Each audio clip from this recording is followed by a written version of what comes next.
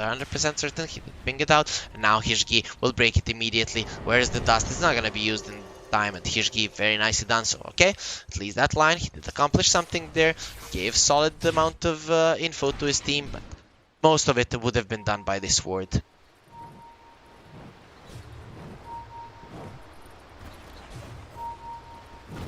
Okay. Lotus. Great King getting caught without the Void. They really can't do that much. We're gonna go for a Stampede, and Marvel will bail himself and the Raid King out now, having the Crimson Guard as well. Just trying to give his team as much chances of surviving the Chronosphere. Going for the Aghanim Scepter on the Centaur, I think would have been better. You just need that damage mitigation inside of the Chrono. It doesn't matter that you can't run away, but just have that 40% damage reduction. Is it 40? It doesn't say, but I think it is. It used to be 60 and then it got nerfed a very long time ago though. Silence. From the Storm on the Slardar, zips to the side, goes for the TP out. That's your 8-second BKB Sanctity. That's gonna be completely useless. Hishki has the ulti here. If he wants to use it, he's not under any sentries and will be fine. Bay now pauses the game. So LILGUN, they're gonna call their crew and just attack the internet of Veteran. So these guys, they should have everything under control. See?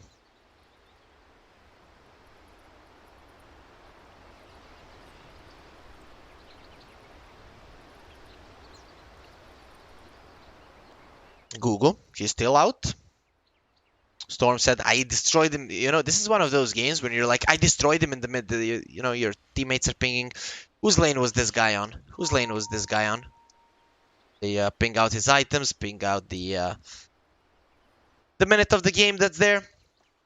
And then the Storm says, I destroyed him in the lane. You guys fed him there after the laning phase ended, which is kind of a the truth, but no, that doesn't excuse you. That's TP on the bottom lane from the Storm Spirit, trying to save his guys. It just completely turned the game towards Veteran, and then team fights. It weren't really that hard for them to win those.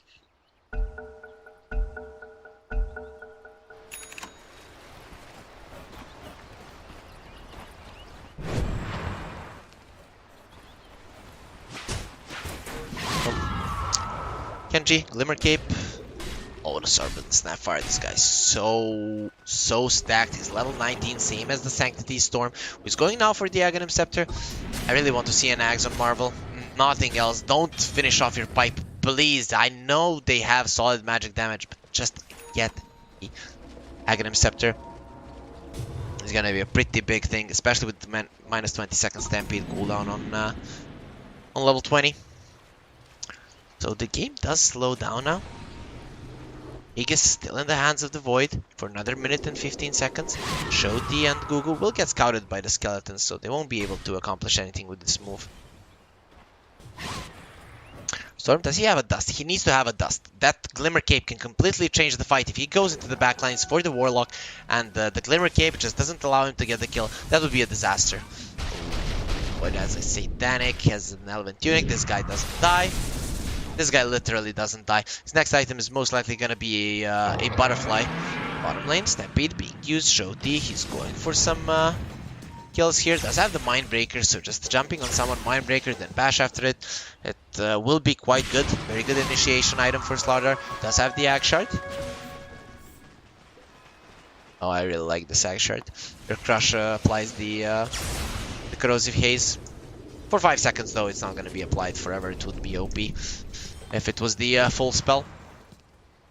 LILGUN doing a good job at delaying the Sagas. They're not losing ground in terms of net worth. They're just delaying this as much as they can, going for the AC on X1, 2, 3, and Veteran are not allowed to get to the enemy base. This is sometimes a problem with some of these weaker teams. They just don't know how to end the game.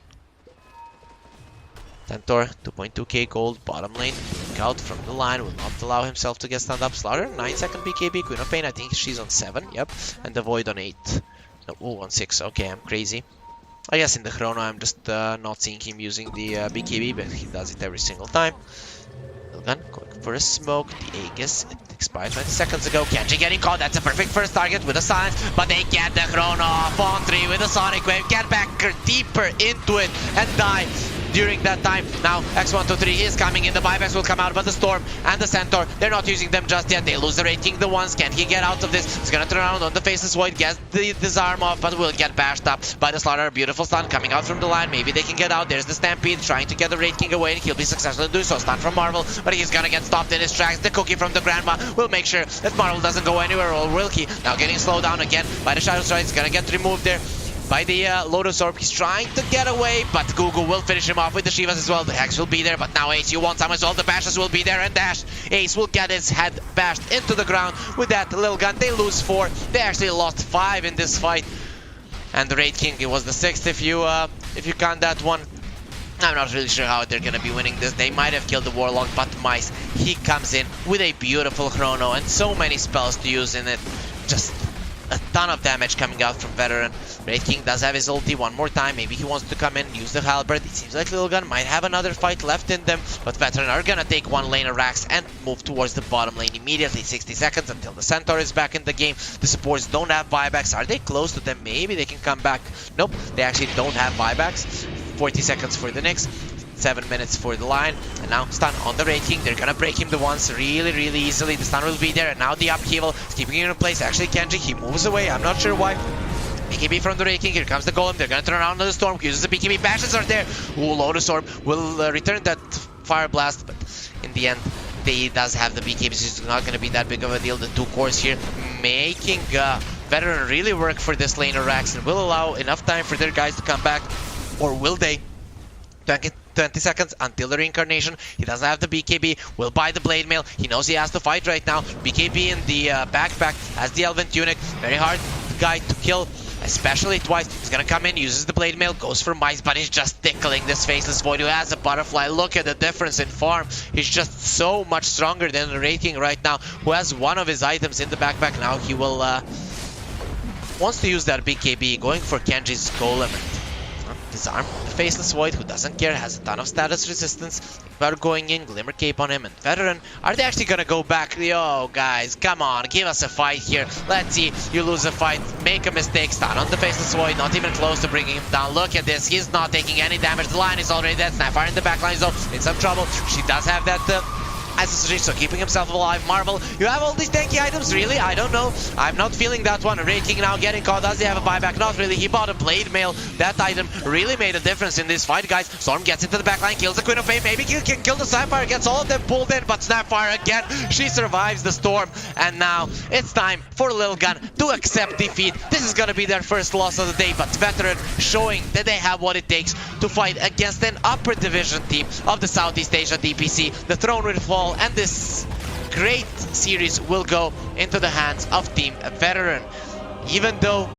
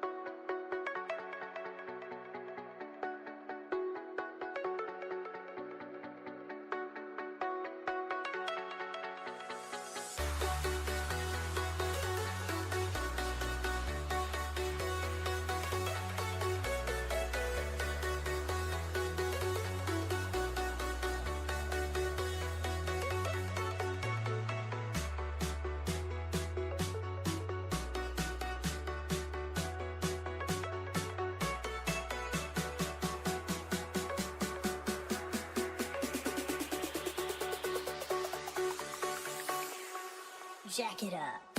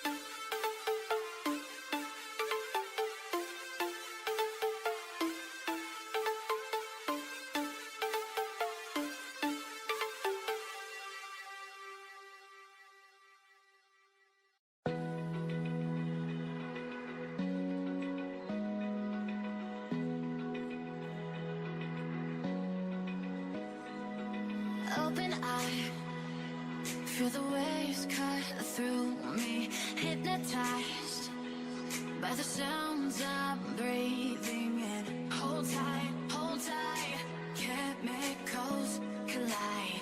Hold tight, hold tight, hold tight. Dripping lights paint the skies, all because of you. Dripping lights paint the skies, only you can make me move. You can make me move. Can make me move. You can make me move. Can make me.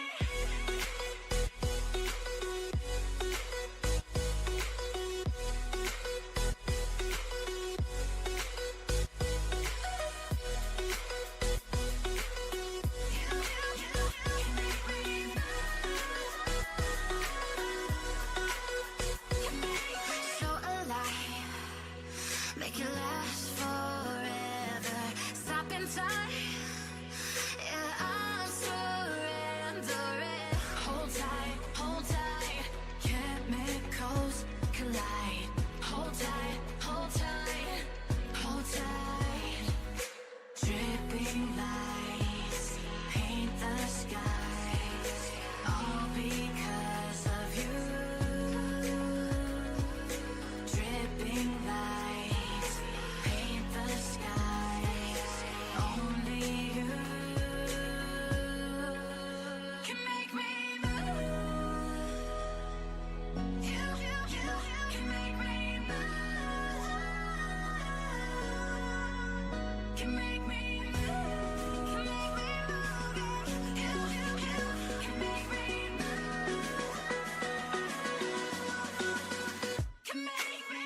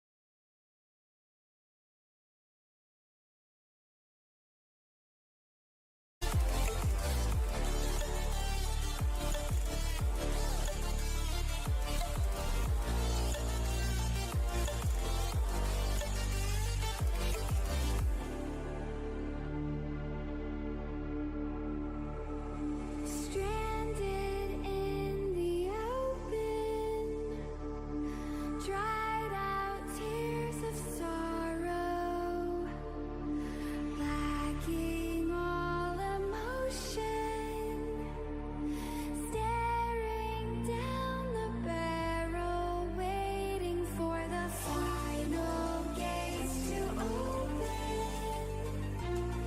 to a new tomorrow, moving with the motion, following the light that sets me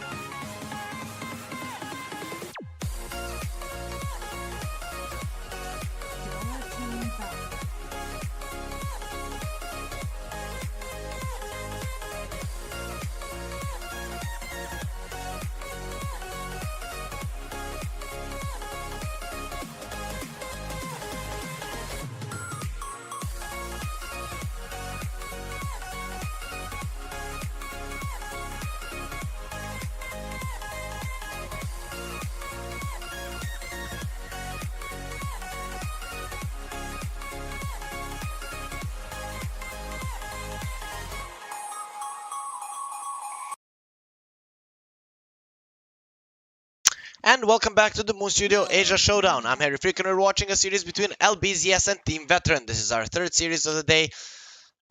It was a little bit late. Team Veteran had a little bit of trouble connecting to the lobby, but now everything is fine and hopefully their ping is okay.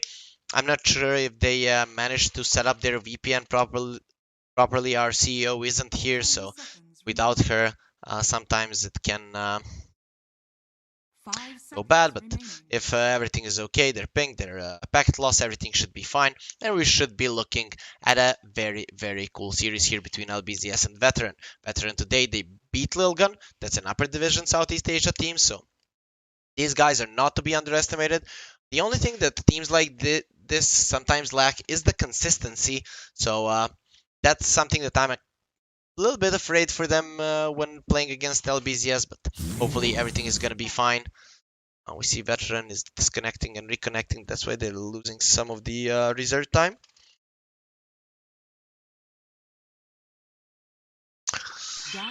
So, nothing too surprising when it comes to bans. Pretty much a lot of heroes can be played right now. The meta hasn't been completely figured out yet, so the only hero that I kind of expect to be first phase banned or picked could be the Medusa, but we see that the teams are staying away from it. 10 seconds remaining. A little bit in this tournament. Not really sure why. 5 seconds remaining. But we did see it play a few times. So Veteran, we're gonna get a Snapfire. They've shown us time and time again that they can use this hero. They usually go for the little shredder skill build with the medallion. I like that one more than just maxing the spells that used to be popular before the changes, because the hero is just way more powerful with the little shredder right now than just starting off with the scattered blast level 1. LBZS. These guys, they can open up with anything. Usually, when MS used to play with them, they would go for an early Medusa, picking up their core early on. But considering that Team Veteran do have a pick before the 3 bans to respond to their picks, I doubt they're gonna be taking the carry so early on. But who knows? They might do so. It's gonna be a Grimstroke first pick, okay, and an Earth Spirit. Okay, this was the support duo that was very popular in the previous meta. Something that LBZS probably are very comfortable with, though we saw one Earth Spirit today. It was very bad. 10 seconds remaining. But let's see if LBZS can maybe make it work. They are coming in into the series as the favorites, I'd say so. We'll see how they are gonna make this work. Earth Spirit is one of those heroes that kind of lacks damage to finish off the targets, but with Inkswell, he's gonna be fine. So Snapfire already a very tanky hero. I'm not sure if these guys can do it. You know, with Earth Spirit, you need to start off the fight and get some heroes low, so they start running away from you. If they turn on you, you're just gonna get turned into a pile of rubble. So Veteran taking a lot of the reserve time. Okay. Disconnect, reconnect, disconnect, reconnect. These guys are having some issues for sure. It's gonna be a Centaur. Okay, that's a pretty standard pick right now. We saw that they definitely know how to play against it and they know how to use it themselves, so Centaur would be quite nice ever since the Vanguard buff. The Centaur, the Axe, these heroes have become a lot more powerful. 10 seconds and a lot more picked with that as well. 5 seconds remaining. Really hope they don't have bad connection. We all know that on the China Guangdong server, Yangon Galacticos with the VPN, they had around 100 ping, so it shouldn't be that big of an issue. All the teams, both Southeast Asia and China, should have good ping on this server, but Team Veteran, it seems that they're struggling a little bit. Hopefully the army in Myanmar is gonna be nice and let them play this match properly, just like they did against LILGUN. 5 seconds remaining. Jagger will get banned out. Really a hero that is great against both the Centaur and the Snapfire. You don't care about the retaliate. You don't care about the Snapfire magic damage spells. just a pretty good hero to have against these two. And Jagger, one of the most popular heroes right now, just because of the popularity of the Maelstrom and the SNY. Because the hero gets picked up often when his when the items that are good for him are buffed up. And that's definitely the case right now. They get rid of the Darkseer. I don't know what that means. I guess they're afraid of the Earth Spirit Darkseer combo. I know there are so many heroes that can deal with that properly. Morphling, Lifestealer, Jagger did get banned out. 5 seconds remaining.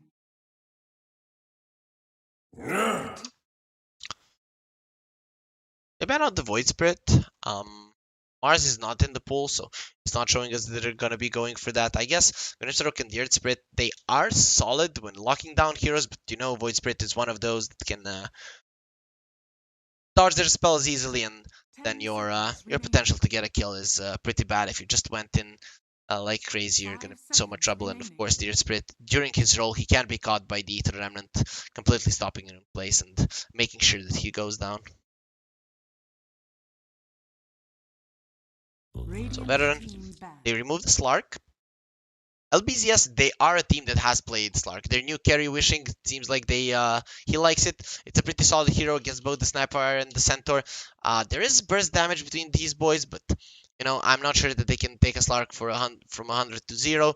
They're pretty tanky, can build up the stacks, and then Slark becomes a beast. This is what this hero is good at. The hero that I see isn't picked in this tournament is the Winter Wyvern. I kind of feel like in the current meta, he should be looking pretty solid. Not sure if any of the follow-up little patches he got nerfed a little bit. LBZS, they get the puck. This is something that their mid laner really likes to play with. And looking at the Snapfire and the Centaur, it's really not that hard to just use the phase shift before you get caught by anything, blink out, and just completely reset the fight. So for now, this is a pretty free pucked game, but there are heroes in the pool that can actually counter it quite well. DK comes to mind, and the TA if it is the in the lane. And of course, you can go for something like Lion, Shadow Shaman to just make sure that he's caught later on. Snapfire could be a position 4, could be a position 5. We don't know where Team Better want to put it, so they definitely have the opportunity to go for a position 4 Lion, position 4 Shadow Shaman, something that can deal with the elusive puck. Veteran, they are taking their time with the third pick. They see the enemy mid laner and the 2 supports, so LBZS kind of revealing their cards. You could say this might be an offlane puck.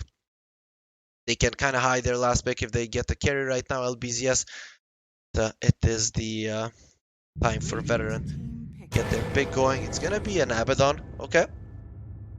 Looking at the heroes of LBZS, Abaddon is pretty solid. The only thing he cannot remove is the Phantom's Embrace, but everything else should be a nice thing for him, given that both the Snapfire and the Centaur are quite tanky themselves in terms of HP. They can break the coil, and then immediately the Abaddon can remove that. So a pretty solid pick overall for Veteran. Is this opening for a Medusa, a Drow Ranger? Drow Ranger would actually be quite nice for Veteran. You do have the Centaur.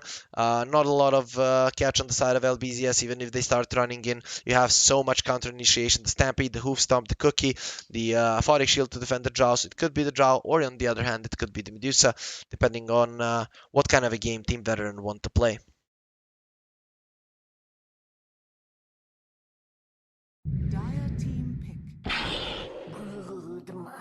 Okay, LBZS, they go for the Brood. Not something that I was expecting. Hero that can go to basically all 3 lanes.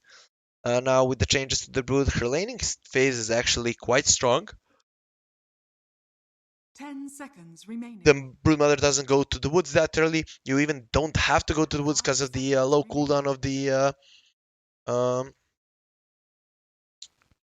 the Insatiable Hunger.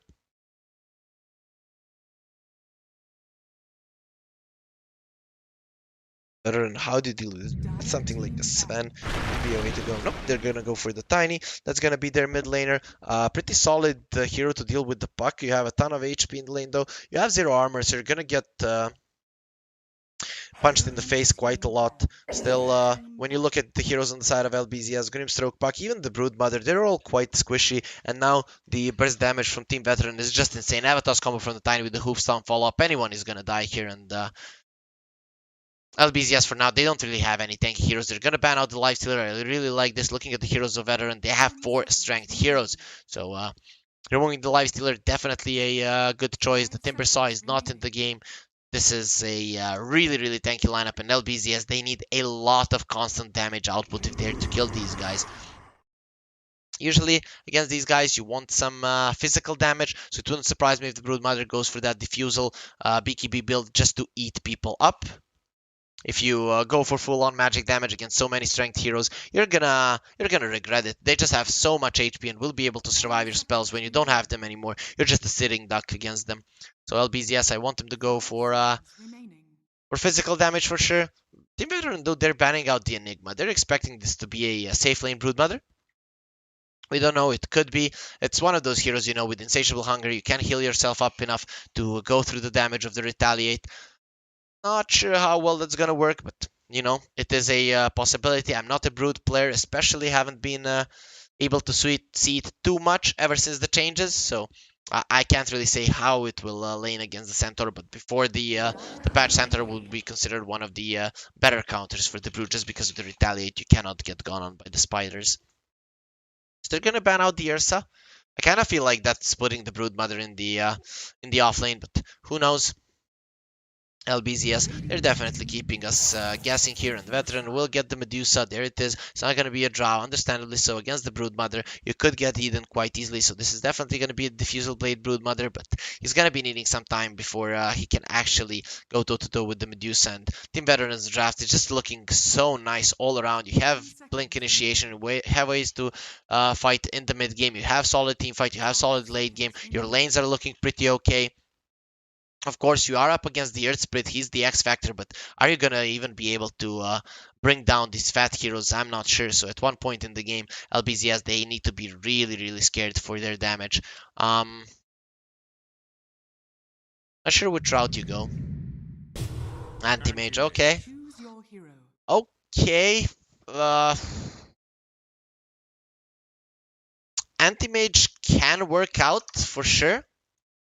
The problem I see here is there's just so much lockdown that you just cannot reflect, and that's a big problem. Hoof Stomp, Cookie, of course the Snake you can reflect. You are a good hero against the Medusa, but only if you're ahead. It kind of goes both ways. This matchup, it's a tough one to call, to be honest.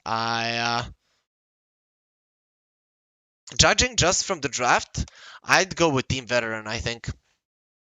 That's the main reason is because I don't know what to expect from the Broodmother. I kind of feel like he's gonna be in some trouble against the Medusa in the lane. 2 melee heroes against the Abaddon Medusa. That's not gonna be too easy to play. Sure, you can't kill her. She's gonna juke around the trees, but that's a free lane for the Medusa. Mid lane, gonna be solid for Veteran. Then this Tiny can definitely go around map killing when he gets the early blink. You have ways to bring down towers with the Retaliate. Very hard for the heroes on the side of Team Veteran to die. LBZS, they're gonna have to do some shenanigans, just go around the map, split push, and considering 2 of their supports, they can't really do that,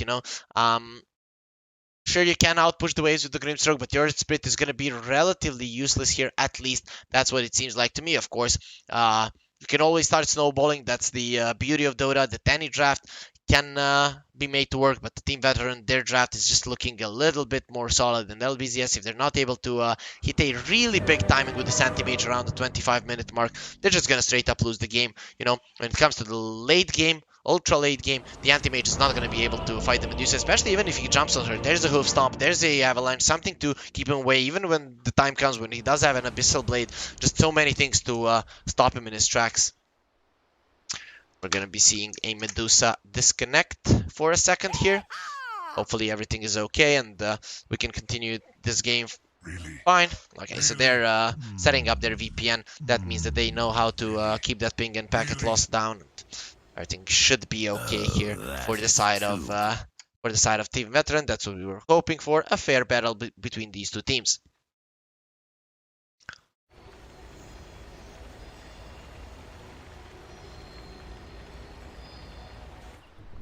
Yusa, Gugu, still disconnected.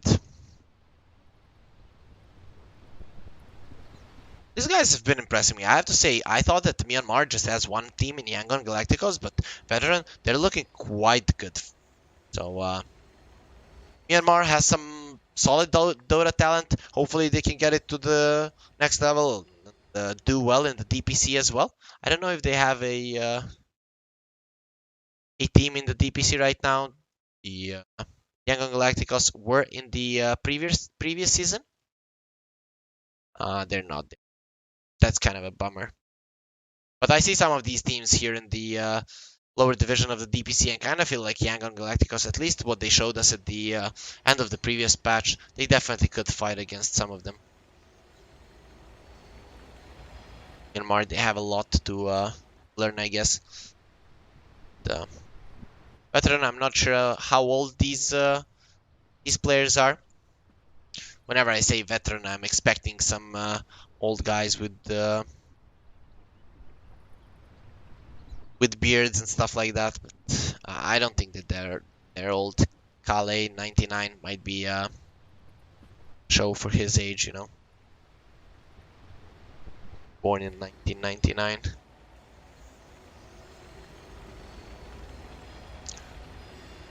Irving starting off with the Ring of Protection against the Medusa. I guess that's okay. Wants to go for the Orb of Corrosion. Understandably so. Like I said, you're playing against these guys who have low armor and high HP, so the Brood even getting a medallion wouldn't surprise me, to be honest. Come on, Medusa. You want to watch some Dota? The game has already been delayed quite a lot because of the problems we had with the lobby, but now everything is gonna be fine.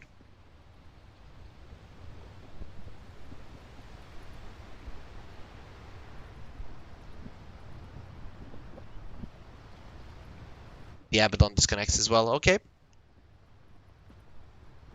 We are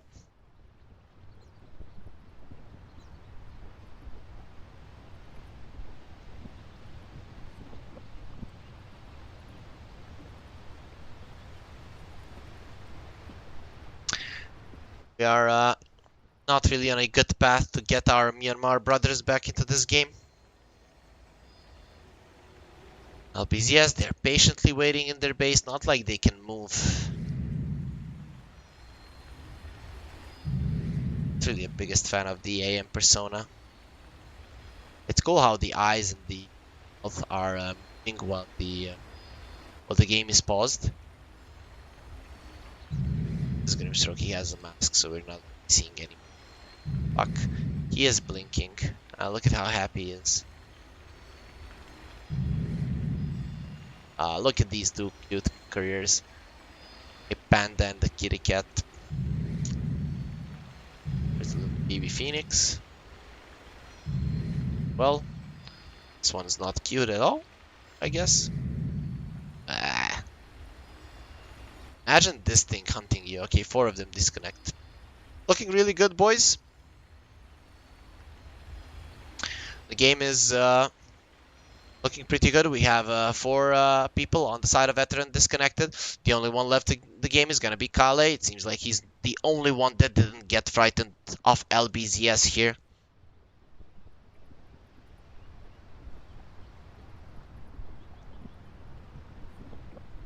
The other ones, they are just shaking in their boots, so kind of waiting for them to gain courage. Imagine that your country is under a coup. You are brave enough to stand against the military on the streets, but you're not brave enough to go up against LBZS. Just goes to show how scary these guys are.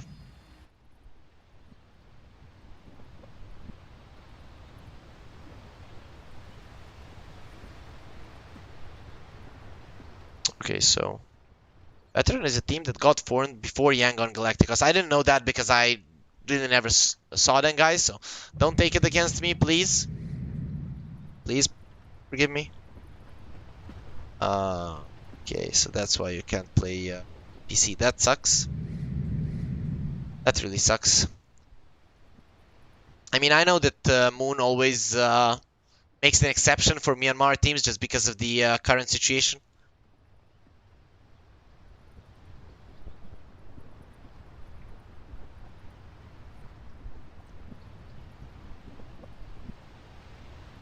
Hopefully that gets resolved in the near future without too many casualties.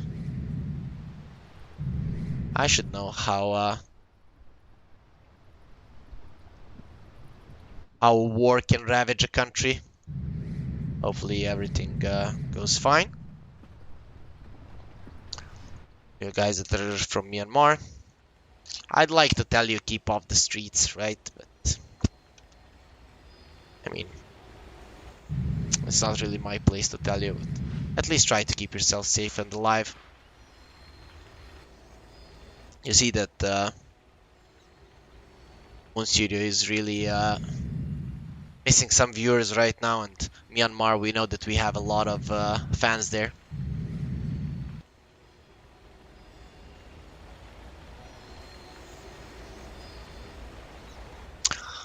So we have 2 people from Veteran here. Mice did gather the courage to come back into the game, but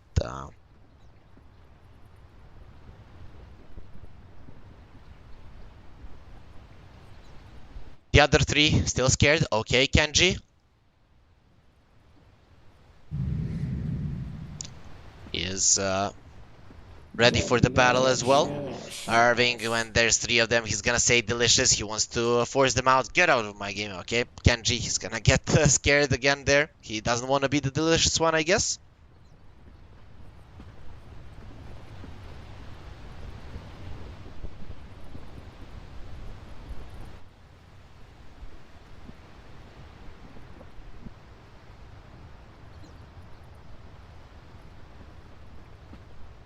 Really shouldn't be playing on such hyping. It probably is the internet in their country right now. It did work well today, but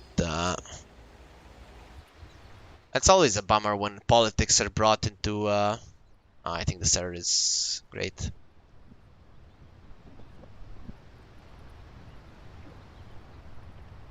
No, server is not Shanghai. Server is China Guangdong, as far as I am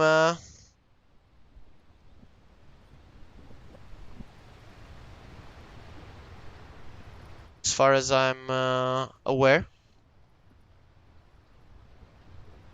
I said it's always a bummer bringing politics into sports.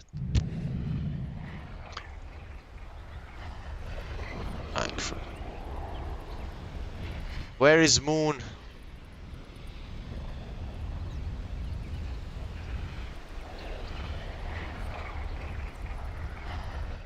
Moon usually helps teams set up their VPN so it works properly. The ping should be around 100.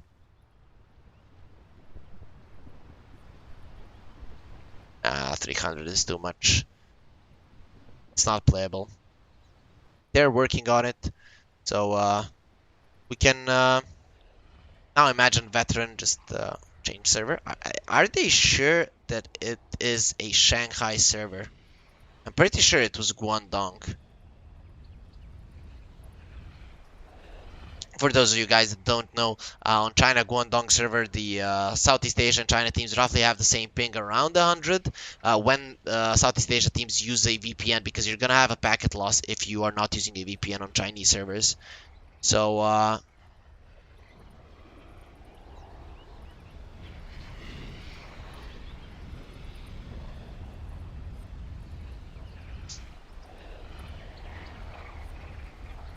hoping you guys that my narration is at least keeping you somewhat entertained. At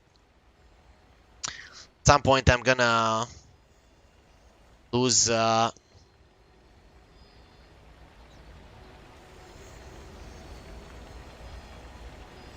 true.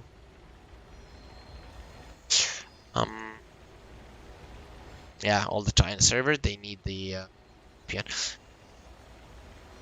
Okay, there's Moon. Oh, the CEO is here. She's gonna take care of all of the problems. Okay, guys. LBZS, they're waiting here patiently. They're just wanting to play some great Dota.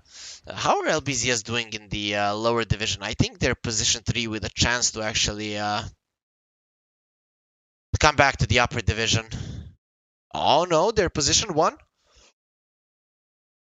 They actually only have to play Team Magma, who haven't been looking that well. So LBZS, ever since the change, they're doing quite well for themselves.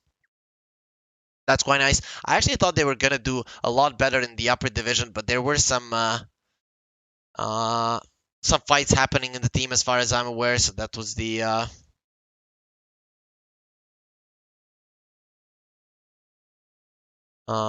main reason why they were underperforming. We even saw it in the previous Moon Studio tournament. The big drama coming out from LBZS, them not wanting to play anymore. Their mid laner getting a very mad at his teammates. But now they've changed the player. Irving is back, and LBZS are really looking good.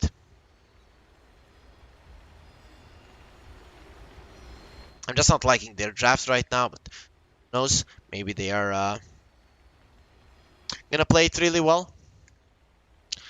You do have solid amount of damage. The problem is that this damage is mostly magical, and you're gonna be going into like 2k HP minute 10. All of these heroes, they're just insane. And of course the barrow time on the Abaddon, he might not be that tanky, but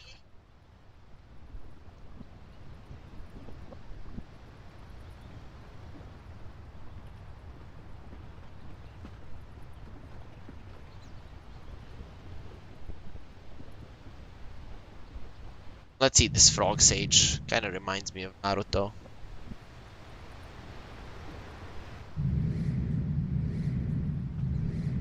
Yes, guys, your caster is kind of a weeb.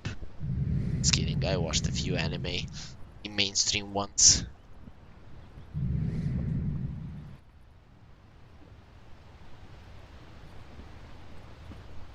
No, they can't go Southeast Asia server. Possible. It has to be the China server.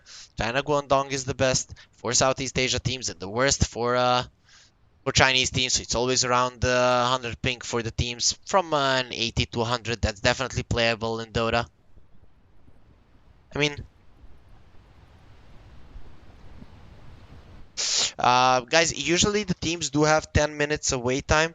The problem is that Myanmar teams, they come into the tournament, they ask Moon before they come in, can we be excused if they cut off our internet, if it's not working properly, and so on, just because of the situation of the country. It is allowed, so that's why it's a we make a special exception for them. Team Veteran and Yangon Galacticos, they will always get special treatment because of that. We know the players, at least from Yangon Galacticos, we believe they're not gonna abuse this just to I don't know, mentally tire their opponents, because you know everyone likes to play Dota. Why would you just stay in the lobby disconnected? There is a possibility for them to abuse it, but hopefully they're not gonna be doing so. Yeah, well, obviously the ongoing live is 200 ping because you have a caster streaming from Serbia. Imagine, Serbia, best country in the world. Imagine this internet. You can go to Google Maps and just see the range from my little small country to to China. There is quite a big way to there, and I have only 200 ping, so I'm quite proud of my internet, boys, I have to say. When Moon is streaming on Chinese servers, she has less ping when she's in Southeast Asia, but when she goes to Ukraine, though Ukraine has really good internet though too, then it's a little bit worse, but it should be around 200, just like mine.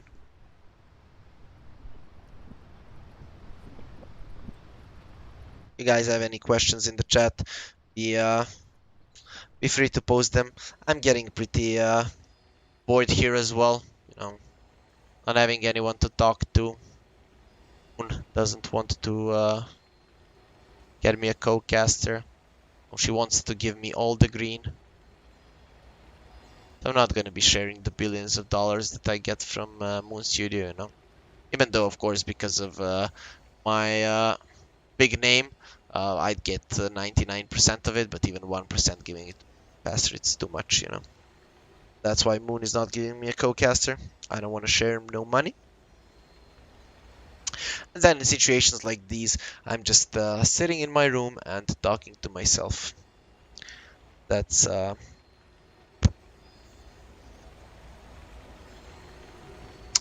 really cool. If someone would come from the side and look at me, they'd be insane. Imagine what my neighbors think. I have really thin walls in the apartment building that I'm living in right now. They are coming. Moon got everything settled. You see, guys, that's why I have a really cool CEO. Moon, she's gonna settle everything. She's gonna help them with the VPN. She's the genius behind this. The only studio that is constantly giving you guys international tournaments and connecting Southeast Asia to China all the time. That's why China won the major and why Southeast Asia did well in the major as well. Why? Because of Moon Studio. Because she's making the regions super strong, constantly giving them international practice. Just, thank you to Moon and to Moon Studio. It's just insane.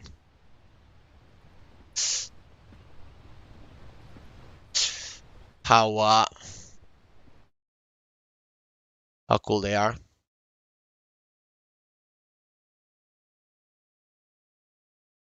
The ex-manager of Veteran. Really? I didn't know that. Moon is in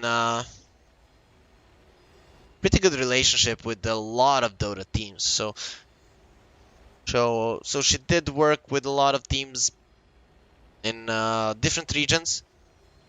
Given that she helps with WESG, so she meets the players there, right? And given that she's a big Dota enthusiast, she can help with managing a lot of things. Now, of course, has a studio to work in, so she can't really tend to teams that much. Okay, 3 people are here. The only ones still shaking in their boots are Mice and Kenji.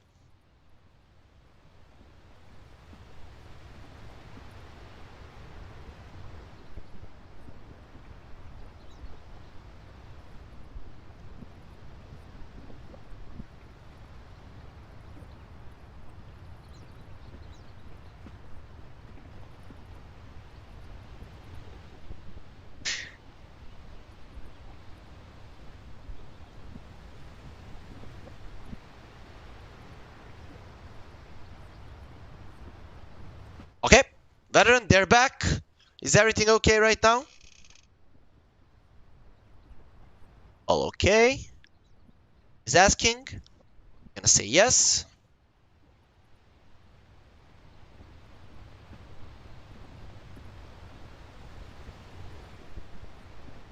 Okay.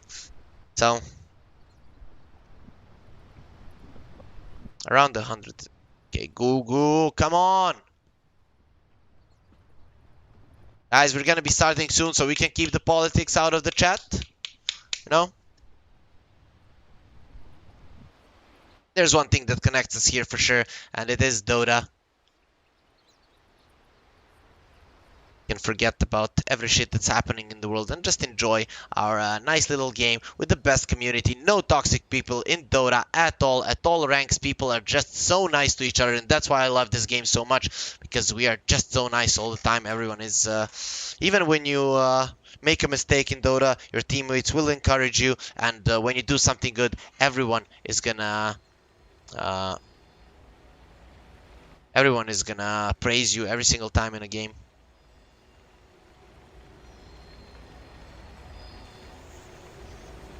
I'm not sure if it's Shanghai server.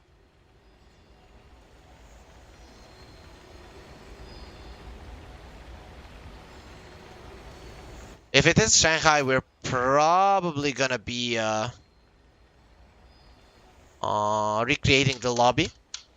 So guys, you can definitely enjoying this this wait just as much as I am. We're having so much fun. Especially me talking to myself for 15 minutes. Imagine sitting in your room, talking to yourself for 15 minutes. Some distant people somewhere around the world that you assume are there are listening to you just spout nonsense out of your mouth constantly just because you have nothing better to do in life than to cast Dota. But you can't even do that because there's ping on Veteran right now. Hopefully they have good ping on 4 of their players right now. Oh, Medusa coming back. Let's go. Gugu. Are you ready? Let's go. Let's go. Okay, okay. Okay. Oh, sorry. We got it. We got it. They got it, boys. We're not going to be changing servers. We're going to be playing in this lobby. They waited for them. LBZS. Thank you, LBZS, for not being too annoyed by this, but they probably are. Let's see now, guys. Did our players start sleeping after this, or will they be playing to their full potential?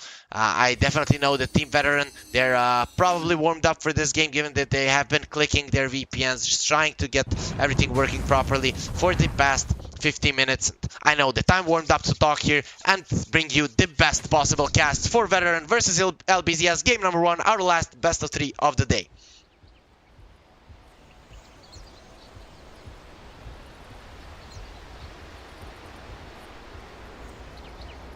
So, we're in it. Veteran invading the enemy jungle. They're hoping to get someone here. A nice ward here was placed by Dear Spirit. Catch you. Immediately going towards top. It seems like he wants to place another ward as well. 30 seconds. And probably those two are not going to get dewarded. This one in a really, really good spot. Even if you do get hit by the tower here, put a sentry, you're not going to be finding anything.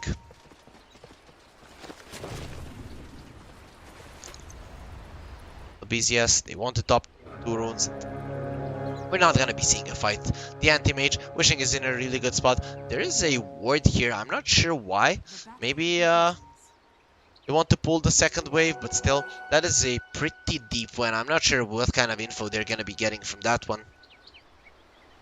But whatever. Wishing will be going for a Battle Fury. I'm always wishing for that, I don't know, Vanguard Anti-Mage, something along those lines, but it's not going to be happening. Battle Fury is just way too good on the hero. Top lane, Zhaofu, they want to get a kill on top, so it's going to be a Medusa in the mid lane. They don't want their Tiny to get harassed. Mice will be playing the Tiny. Are they going to be going for it? Kenji slapping Gachu across the face. Now Mice, he's going to find out that he's in some kind of a trouble, but now Kenji healing him up, and their idea, LBZS, to do something in the top lane will fail completely. Anti-mage getting punched a little bit. He did go for the mana breaks, just wants to burn off the mana from the centaur. He's gonna be okay with that. Usually the retaliate is the spell that you're maxing, and you're gonna be having the double edge, so not being able to hoof stomp, I guess that's gonna be fine for Shoti in the laning phase.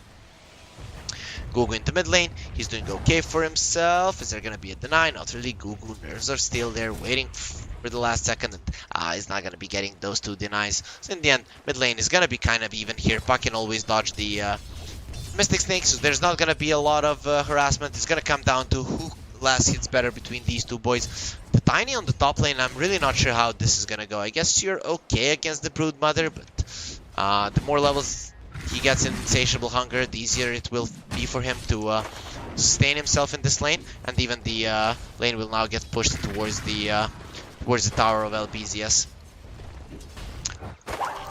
Bottom lane, they're gonna go onto the Grimstroke. He doesn't have an Inkswell, and this should be our first blood with Kelly getting that one. Little Shredder with a Blightstone. It just deals too much damage, even without the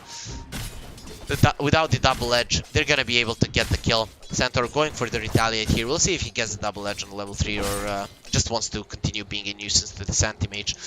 Centaur is one of those heroes that can be quite annoying in your lane when you're a hero that's pretty reliant on having big timings, because he has such good attack animation. Wants to go for a stun, not gonna be happening.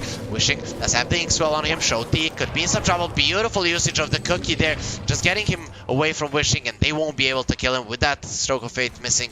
LBZS won't be able to get the kill. We didn't talk about it, but AM and the Grimstroke are a really strong lane. But on the top lane, Mice gets a kill onto Irving. This Broodmother not working out that well for them, and Tiny in the safe lane is doing quite well. He is going to be a position to win this game. The one that's going to be getting all the farm priorities definitely going to be the Medusa, but Mice playing the top lane against the Broodmother and doing quite well for himself for now. 13 last hits, 5 denies, definitely outdoing himself.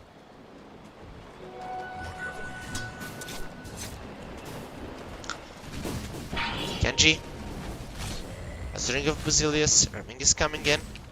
Wants to stop this pull and will be able to do so. So Genji is trying to be as annoying as he can to Irving, who now finally has magic 1 charges. So he shouldn't be going down that easy, but look at the damage that he's taking. TP to the mid lane, they're going onto the Medusa. Gugu doesn't have any more mana, so has to be careful, but will be fine. With Genji TPing in immediately, they're gonna be saving him. This means that top lane Mice has been left alone. Irving, he's healing himself so much, though that's gonna expire. He doesn't have any more mana on Mice, so Irving is trying to run away. Does have the Fairy Fire and the Magic 1 charges, so should be fine, but getting punched in the face. Tiny, this guy hurts for sure. 80 damage on him, and the bug almost getting squashed there, but Irving will be fine. Uses the Fairy Fire, just making sure that he's not that low. Doesn't want to die to a 1 spell of the Tiny, who does have the Soul Ring right now. Only 6 wand charges.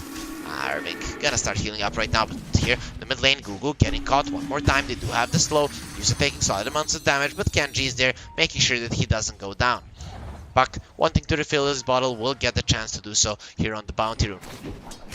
Top lane Mice now getting pretty annoyed by the Broodmother with the Orb of Venom. Gets the Silken Bola as well. He's gonna start hurting this Tiny quite a lot.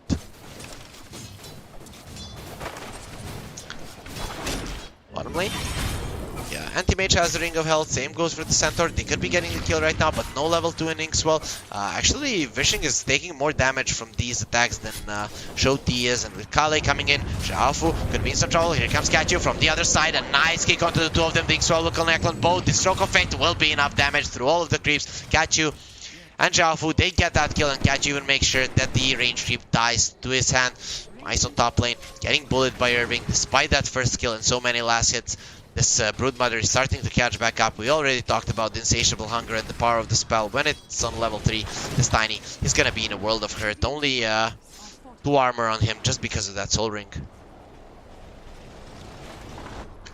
Lane, Puck is in a really aggressive position. Gugu is getting quite low, and with Earth Spirit being here, catch you. Think about diving. They're gonna miss both their spells, and with that, Gugu will be fine, or will he? The kick will connect. They don't have mana on him, but here comes the Abaddon one more time to save the Medusa. Missed coil level 2, just healing him up pretty nicely, and Puck without any HP won't be able to pursue. Catch you also very low on resources when it comes to mana, so has to get away as well. Top lane Mice very low on mana, so does have the Soul Ring, but no chance to use the full combo. Earth Spirit rotating in, he does have mana for both of his spells. If Tiny gets rolled on and he hits that roll, their Spirit Mice could be going down. Does have the Soul Ring to use the Avalanche, that should be enough to stop the advance, but let's see. This could be going badly for him. The roll doesn't connect. Kachu goes for the slow. Mice turns around, he's gonna use the Avatos combo, as for the full one. Might get Irving here, but look at that damage and heal. Irving will survive, has Diren on him, and just continues to eat the creeps and get his hunger under control. It is insatiable, but it will give him enough to survive there. Very nicely done by the side of LBZS, understanding that they can't dive that one. And Tiny will be going down with LBZS, getting into a slight lead right now, with the AM having the best net worth in the game for now. Going towards the power treads, not gonna be completely rushing the Battle Fury. I like that.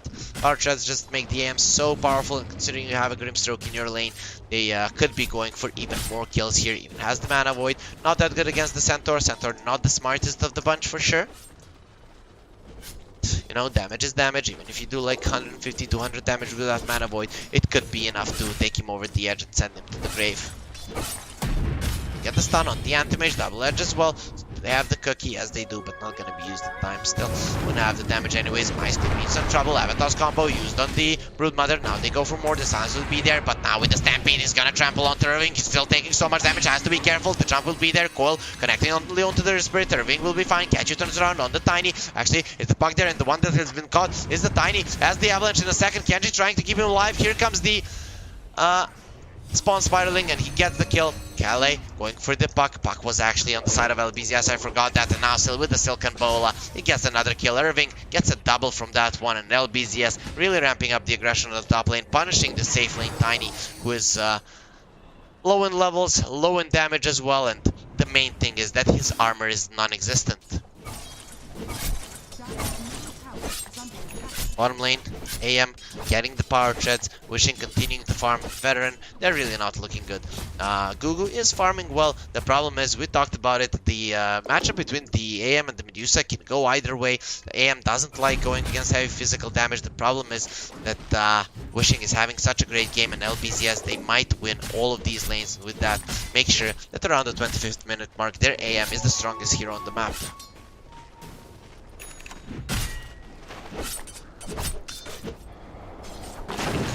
In, does have a soul ring, can use it. Insatiable hunger not being used, gonna slow down the Tiny. The second ball is there. Have a toss combo. Irving is still coming in. Here comes the spiders as well, and things well. Tiny will be going down, or will he? There's gonna be a cookie. Look at how many heroes they have. Kenji finishes the kill there. They get the stun on the Snapfire. Cole will keep him in place. Kenji will show himself. He's gonna be going down probably here as well. So many spiders. Silence stop. Kenji, you're not going anywhere, and you will fall down as well. LBZS just forcing Veteran to come one by one, just showing the power of the China region. This was the team that was kicked out of the upper division without getting a single series win, and now they're showing what they're gonna do to these Southeast Asia teams. They're literally eating Veteran for lunch here, and it's not looking pretty at all. Gugu maxing out his split shot right now, going for the farm. The first item gonna be an SNY. What is the Brute going for? Gonna be the Diffusal Blade, not the silence. So I guess that Manta won't really be needed. The SNY will be quite okay for the Medusa. Probably the best item right now. Perfect. Need to fight. Show T will show himself on the top lane. Does have the Vanguard going for the hood next, which means the initiation on the side of Veteran will be non-existent. The Tiny needs his Blink Dagger, but Mice, he's still ways away. This is one of the least farm time needs that we've seen in this tournament so far, and LBZS continuing to dominate this top lane. They're just playing around the Brood Mother. Irving controlling it perfectly and probably calling out to his team when they should come, who they should focus, and for now, it's looking really well for them. Both of their supports quite well, want to continue going for kills. This is something that these supports are good at. That's why they needed a good start to the game. Veteran, they just needed to not allow this to happen. Think about going in so many spiderlings here, and the tower will most likely be dying. Here comes the Centaur, gonna get silenced up, and the stun will be there. Magnetize doing so much damage. Here comes the Mortimer's Kisses. Can they maybe turn this around? We'll use the ulti from the Medusa. Here comes the Stampede. They break the coil. Now the Abaddon, he did die in the backline, but the Broodmother will get caught. Irving trying to heal back up. Will he be able to survive? Not really. Gugu gets the kill there. That's 400 gold for him. But getting to the side, he wants Mice dead. Not going to be able to do so. Waning Rift to the side. Can he get out? No, he can't. Snapfire brings him to the ground, and the puck will get his wings clipped. So nicely done from Veteran. What a good response from them. They know that their Centaur is tanky enough to survive the initial jump, and they managed to save him and get some kills in return as well. Beautifully done by the side of Veteran. They respond to this perfectly. When they were TPing the Centaur, LBZS, they kind of got overconfident there and will be punished for it. Wishing, though, continuing to farm. He's only a Void Stone away from the Battle Fury. There it is. Claymore will be bought right now. Delivered. So this anti-mage's farm, it's looking really, really good. Oh, Medusa, after that little engagement and getting the kill on the Broodmother, will be getting herself to the top of the network chart. So a bit of a mistake from LBZS. We'll see how much it actually costs them. This is what we want. We don't want a one-sided game where LBZS basically get everything they want. It's much more fun to look at a game like this. Medallion, done for the Snapfire, most likely going to be going for a Solar Crest, having a Medusa in team, it's almost a necessity. SNY, item for Gugu, and the Battle Fury will be there for Wishing. It should be coming a time where LBZS are not going to be that powerful. Irving, though, is continuing to pressure the enemies. Still only 2 points in Insatiable Hunger. I guess it's good enough for now. Doesn't really need the cooldown. He activates it, he is the strongest hero on the map. The defusal blade will be coming soon. They go for the Medusa, kick her back, but the coil doesn't connect. A bit of a misplay there coming out from LBZS. Maybe the Medusa can survive this. That has anti-stick charges, has a stone gate as well. Turns around, slaps them with his bow, and they're gonna know that he's off limits. But here comes Irving. He wants to eat Calais. He's gonna let the little ones try to finish the job, but Calais will survive there. Abaddon making sure of that. Gugu could be in some trouble. There's no diffusal blade on Irving, but he still does a ton of damage. So LBZS, they secured the mid lane tower. This is what they came for, and they're gonna be quite happy with how it ended up. Tiny showing himself on the bottom lane, wants that blink dagger, and it's very close to it after this wave. If he gets every single creep, he's gonna be able to buy that one and make sure that his team finally has an initiation. So they can bait on the Centaur with the Avatos combo, turn basically any fight completely around.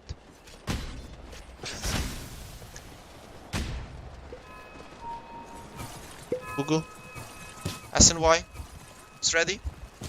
Still over the AM in terms of net worth. Trying to overtake the Broodmother, but Irving is just taking way too much from farm of the map. SNY ready and Defusal ready, and SNY is gonna be on the menu next. Yes, their supports haven't been able to do much in the past few minutes. Puck just playing super aggressive here before the blink daggers come out. He knows that his life isn't in any kind of danger. Only 1 point in phase shift. That's how confident he feels. Goes for the phase shift, and the silence on the Centaur will make him survive. The Medusa finds the illusion runes. That's gonna help him farm for sure. Smoke on the Tiny. It's a blink dagger. That Puck would be a really big kill. Centaur wants to defend the top part of the map, and now they're gonna try to get the enemies out of their jungle. Solid vision here. Oh, it's in the low ground actually.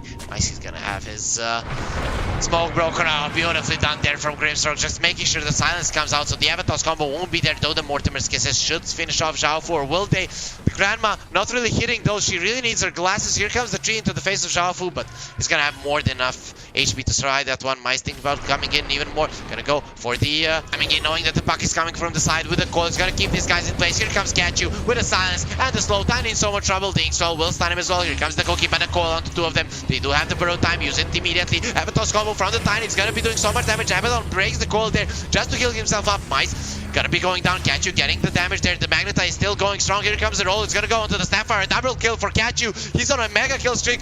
Gonna kick this Grandma away, and they will get this fight win. It looked good for the time being for Veteran. Two Avatos combos coming through. Actually, three of them. One of those used only for the Spiderlings, but LBZS will win the fight in the end, out-sustaining the enemies. Zhao Fu and Catchu really bringing the victory to their team there with the performance in that fight.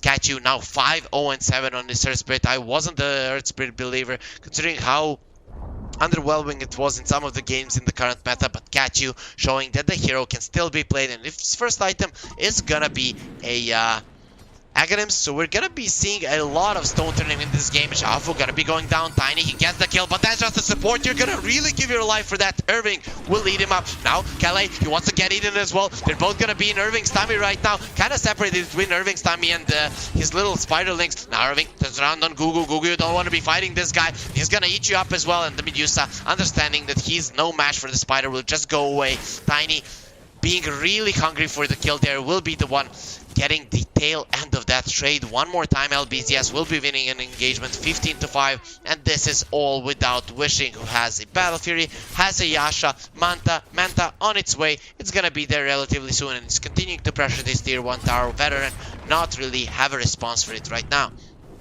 LBZS continuing to play there, 4 versus 5, winning this game against Veteran. Actually, the Medusa not really coming into fights that much. As an SNY, going for the Aghanim Scepter, wants to turn these people into stone. Gonna be much easier to shatter them once they're little stone sculptures. Tiny now with him showing on the bottom lane. Everyone on the side of LBZS know that they're safe. Look at the positioning of Zhao Fu, he doesn't care. And now, even that outpost is in control of LBZS. Veteran looking pretty lost right now. The only thing they can do is protect their Medusa in the triangle, but is this really the type of game that you want? The AM is still in front of the Medusa. They will go for a smoke. They understand we have to fight. There's no way that we can farm until the end of this game. Wishing will break the smoke, and he doesn't care. He's just gonna see the Abaddon. Kenji, not the one that has the jump, and even if Mice did get on top of the anti-mage, that wouldn't have been a kill. Catchu, that's a pretty big kill. 5-0-7 on the Earth Spirit, getting dangerously close to his axe. Look at what Irving is doing. He's gonna force these guys to TP to the top lane, and now immediately bottom lane will be defended. You think you can get away with one of your heroes and still win a fight? Magnetize is gonna go on to 3. Centaur slowed as well. He doesn't have an opportunity to go for the Stampede right now. We'll try to use it. Still silence up. Not gonna be happening. There's gonna be the Phantom's Embrace. Oh, Avatar's combo on the bucket. They get the kill. The phase shift will keep him alive. Mortimer's Kiss is coming in. Can he survive? Does have the haste rune. And now Abaddon, at least he gets that kill. So it's gonna be a 1-for-1. You wanna go for Catcher right now. First, get rid of the tower. The Grimstroke gets that deny. LBZS, stop embarrassing him that much. Now, the Creep has the Inkswell. He's not gonna be following the heroes. Avatar's combo from Ice. They're finally gonna get the fight going their way. They don't get the tower, but at least... I mean, they get the tower denied, but at least the veteran, they secured 2 kills for themselves. LBZS going for the tankiest boy, and it's not gonna be that good for them. Tiny coming in, Avatar's combo, that's gonna be another one for him. A mega kill streak, going to my 700 gold, actually 650, and that's gonna get him super close to the Echo Saber, even increasing his damage potential even further. So this puck, it's gonna be a real easy target for the Tiny. Nice sequence of events, definitely for veteran. Something that I didn't expect, given how clean LBZS have been playing. They had a really good idea there, but the Centaur just surviving a little bit too long. And now even has a Blink Dagger, so we have 2 Blinks. Can they bring down the Santimage? Probably not. And Irving, look at what he's doing. Just bringing the Spiderlings into the Roche Pit. They're gonna eat the Dragon. A big feast for his little babies. And Wishing coming in to help as well. This Roche is a goner for sure. No chance of survival. It's gonna be a nice influx of golden experience for LBZS, as well as the Aegis into the hands of the AM, who is already a problem for the side of veteran. So AM now, he's stopping the network chart, he's gonna get the Aegis, and now probably looking to fight. He deals a ton of damage. Gugu, you might not have died a single time in this game, but if AM gets on top of you, as well as that Diffusal Blade Broodmother, your mana shield will be no more. All of your defenses will get burned through, and LBZS, they really want that kill right now. If they kill the Medusa, the game is pretty much over. Veteran, they need this guy to stay with 0. That's 50 gold until he gets that Aghanims. And now with this creep wave, he's definitely going to be getting that one. Has the Groove Bow, so that's probably the best item he can get out of all the tier 2s. Just because of the Mystic Snake and how much damage it deals, just because of it. You see the Broodmother on top, he has a Halberd, actually didn't go for an SNY. I like the build. The only problem right now that LBZS have is the Medusa, and just disarming her for 5 seconds is gonna make the fight so much easier for that. Ooh.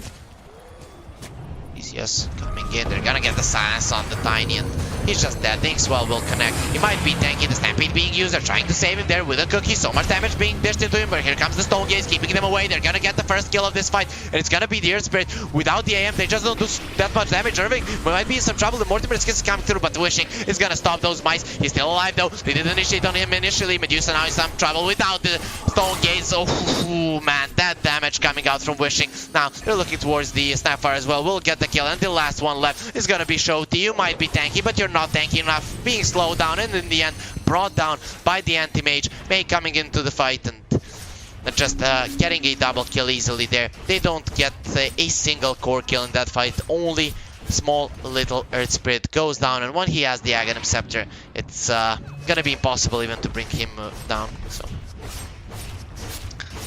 LBZS getting the tier 2 down. They're going to be going for their axes. There is no glyph on the side of veteran. Top lane tower has already been chipped a little bit. Genji, you want to die? No problem, my friend. Burrow time is there in 5 seconds, so he should be okay. Irving just gets a little bit of a bite off of that Abaddon. Wishing, pushing mid. They're being a little bit greedy right now on the side of LBZS. All 3 lanes being spread. They're actually playing a laning phase 22 minutes into the game inside of the enemy base. Veteran will defend their axes, but it's just because LBZS are playing just so cautiously. And now Centaur, he thought they were all pushing his base. Not the case, my friend. Mice comes in with the Avatar's combo onto 3. Will get the kill on Catchu. Might pay with his life because of that. They don't really have enough lockdown. Coil not being used, and with the rest of veteran, they will save Mice. But look at your top lane. Irving is coming in. He wants to destroy their axes, and at least the melee ones will be going down. And that's the case. Gugu coming in. The Snake will connect onto some of the spiralings, so he's gonna have to leave some of his babies behind, but not a lot of those. Gugu continuing to farm, but he's just not on par with the anti-mage at this point. When the anti-mage has a advantage like this, it's definitely not looking good for you. 16k goal lead for LBZS, 23 minutes into the game, really showing class in this game.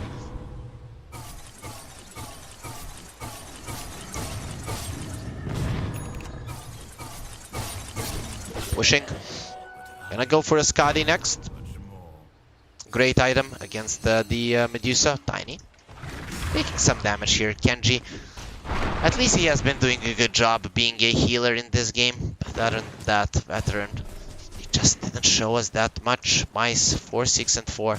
None of their heroes are doing well in this game. The Centaur, the tanky boy, died 6 times.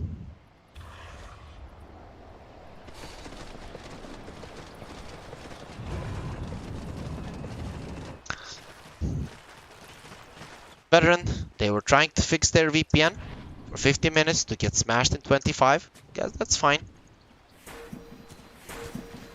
They did stay in this game for a long time because of that, so that's quite nice. Wishing coming in on the Medusa, will use the Stone Gaze, goes for a TP away, but the Mana Void will come in time. Now gonna turn the Anti-Mage to Stone in time, and now Gugu in so much trouble. He doesn't have any more mana, which means that he's quite squishy. The coil will be used, and Gugu going down. Kenji does have the burrow time. They're gonna go with the Mortimer's Kisses. Kaiju might be going down, but Kale will die before that happens. Roll out, gonna turn around with a kick, but the missed coil will finish him off. Kenji, no more burrow time, and Mice, you're gonna be next for sure. No more mana, just staying there, waiting for his destiny to be final, trying to juke around the trees, hiding there, hoping that LBZS will leave him alone, but they don't have any mercy in them, and Veteran again lose 4, and LBZS will only stay without 2 of their supports. Whereas look at what Irving is doing. He's gonna go for a 400 HP talent, doesn't care. His spiralings are strong enough to break down these structures. It's gonna be a second lane of Rags going down. There are buybacks on the side of Veteran, but given that they're 20k gold behind, imagine if they all bought back right now. It would be an insurmountable lead. Not like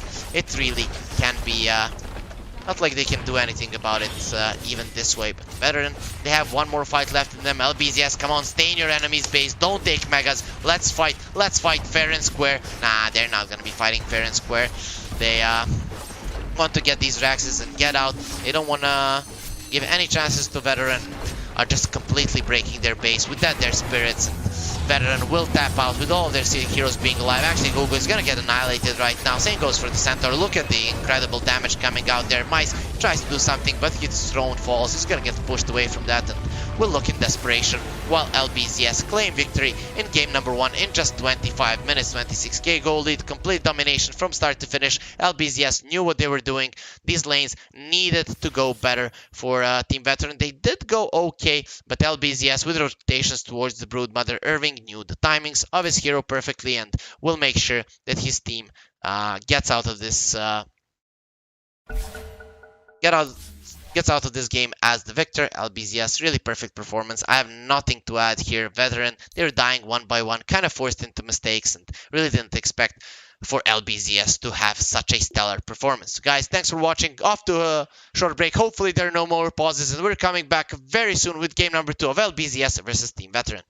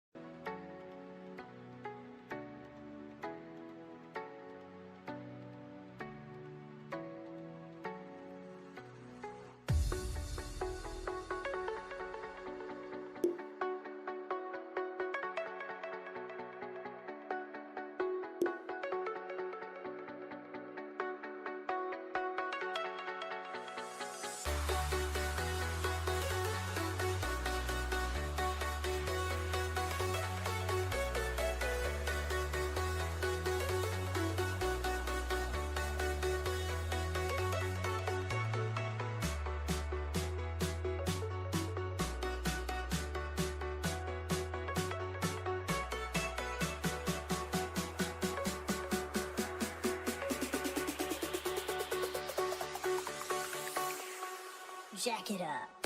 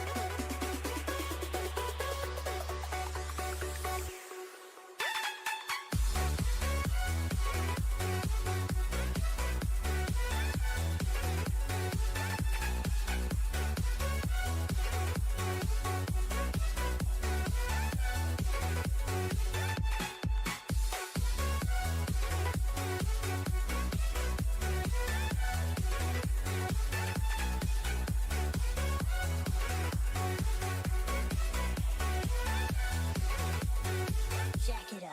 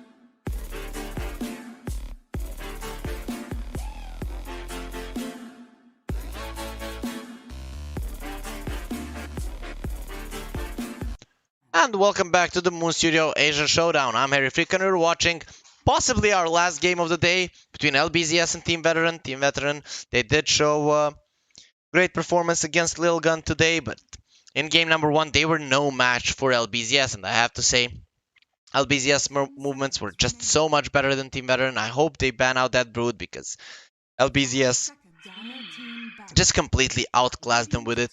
Nope, they're gonna ban out the Earth Spirit, okay.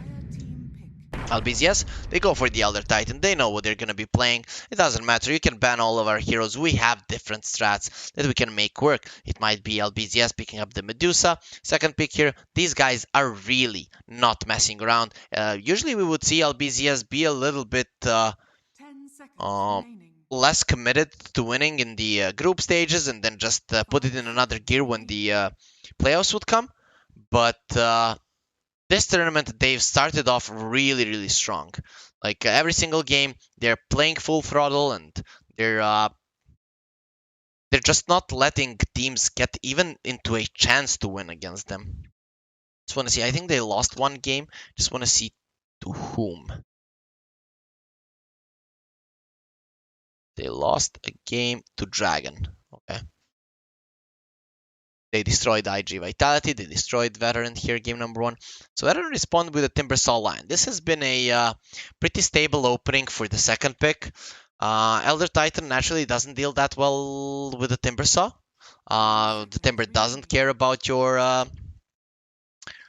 uh, about your bonus damage when he gets level 3. He doesn't care about your natural order because he basically just has that green armor plus armor from the reactive armor. So it's not really a hero that can deal well against the Timbersaw. It also is a strength hero, so the Whirling Death will hurt you quite a lot. LBZS. Let's see how they respond to this. Medusa is okay against the Timber. It's not bad. They're gonna go for the Morphling. Okay, that's probably the best one. Elder Titan Morphling is a pretty formidable lane once the Morph hits like level 3 and can actually assist the Elder Titan with the right clicks. These two start hitting quite hard. So if let's say Morphling hits level 3, Elder Titan is level 2, and Timber is still level 2, maybe they can even go for a kill. But overall, when the Timbersaw hits level 6, he usually starts bullying a lot of these heroes. Morphling, not that easy to be bullied. Once he gets a Morbid Mask, he can lane there quite easily without being in any danger of going down.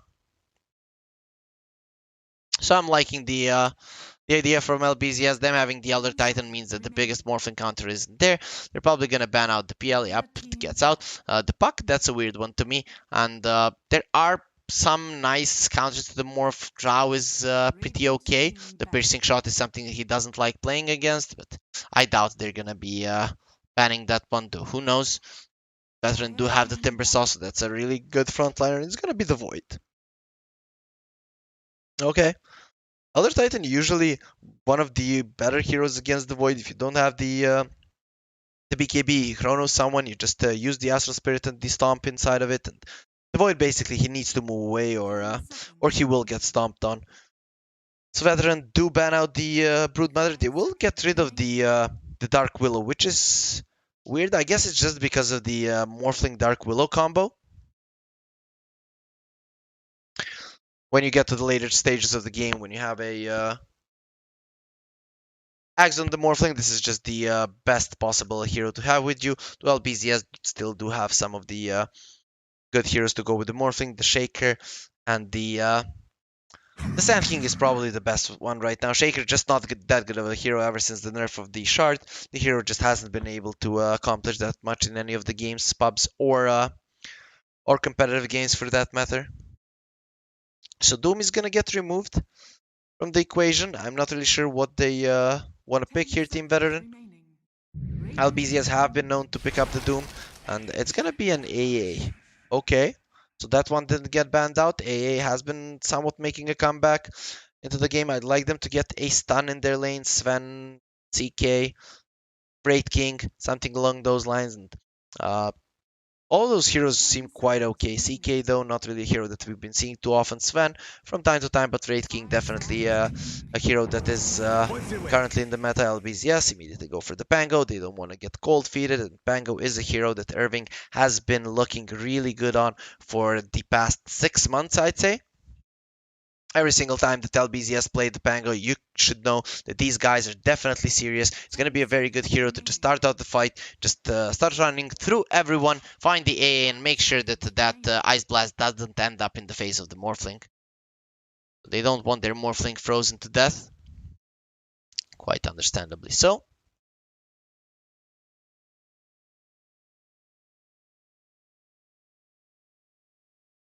So Veteran, where do you take your draft? They do have the last pick, could leave it for their mid laner, and will get the Raid King. Okay, so it is gonna be a stun with an A in the lane. This is a very, very formidable lane. LBZS, I'd like them to get something that actually does harass quite a lot. Rubik, Lina, Shadow Shaman, something along those lines. I kind of would like Rubik or Lina just because they have more range and can't get caught by the Raid King or the A that easily. You really need something that's going to punch this Raid King in the face. Naturally, the hero only has 2 armor, so if he doesn't get the Ring of Protection, he takes a lot of damage from the right clicks. They go for the Tiny. So LBZS is going to keep it open. This could be a position 4, could be a position 2. If it is a position 2, Lion and the AA, these are quite easy heroes to kill. You also do have some magic damage burst now for the Timber Saw, but I don't really see LBZS dealing with the Timber until later on in the game, just because of the heroes that they have. That's another melee strength hero against the Timber Saw, so that can be quite problematic for them. But LBZS, they're looking to play these fights smart, just pick off one by one, then leave the rating and the Timber Saw for last. If they don't have the assistance of their supports with the lockdowns, with the damage, they're definitely going to be going down. I'm liking the pick for LBZS. They're going to show Veteran how it's done, but will they Veteran? We know that these guys have it in them to play good Dota. Are they good enough against the LBZS? Probably not, but at least they can take a game. Come on. The Queen of Pain is going to get banned out. I like this for sure. It would destroy the Tiny in the mid lane. The Sonic Wave is a really big problem for both the Morphling and the Pango. Just Pango will get out positioned during his Rolling Thunder, stopped in his tracks for a second or two because of the Sonic Wave. The sound is just unbearable. Veteran getting rid of the Tidehunter. They're expecting this Pango to be positioned for, and it could be a possibility, you know. LBZS still keeping it quite open. We don't know where anyone is going. Pango mid, we haven't seen that from LBZS. Their mid laner has never played it, so we can just assume that at least it's not a Pango in the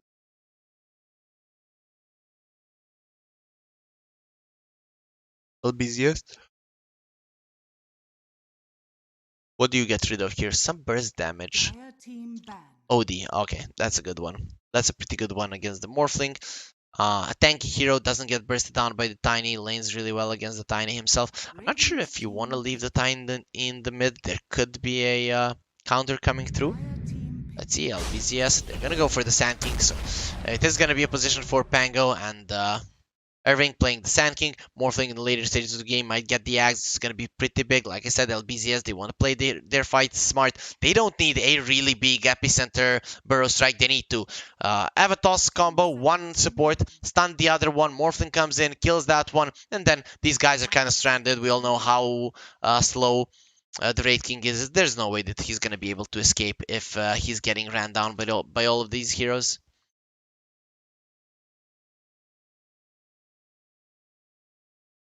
So, Veteran, what do you pick here? The Raid King AA, they deal okay with the Sand King, I guess. Not the best hero overall. He likes to stay in Sandstorm. Not going to be happening with the Cold Feet in play. So what do you get here, Veteran? Can I feel they need something that can survive the Avatos combo? If they have 3 vulnerable targets, it's not going to be good. DP is out of the question.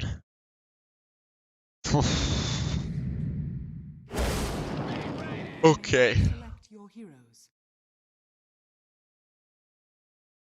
Not a fan. Not the best Batrider game. Until he gets a BKB, he's so vulnerable to going down. Batrider doesn't farm the woods that fast. Being a mid laner, he is probably not going to be getting a kill on Tiny. You always have the toss back ready.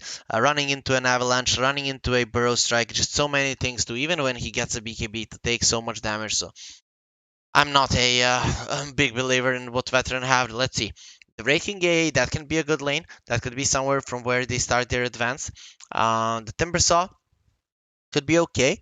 So maybe if their side lanes go really well and the supports get super levels, they're gonna be pretty good. But last game, I like their draft better, and they just weren't the match for LBZS this time around. I'm kind of liking what LBZS have better. I understand their draft a little bit more. In Veteran, it's more like they need a BKB, they need levels, they need to find the proper initiation, but it's just not that easy.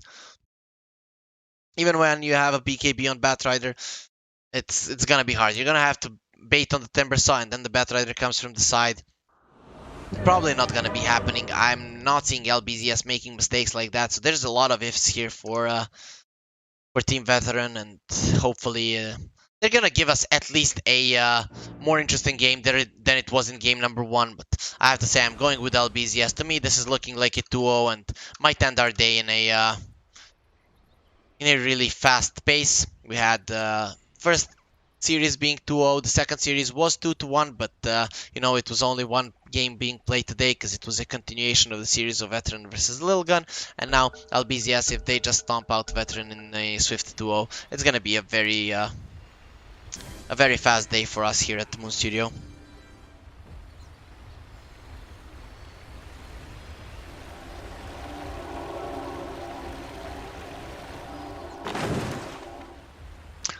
there's something, I don't know if you guys watched that game of Veteran against LILGUN when SHOWT played as Timbersaw. He really showed up on the hero. So maybe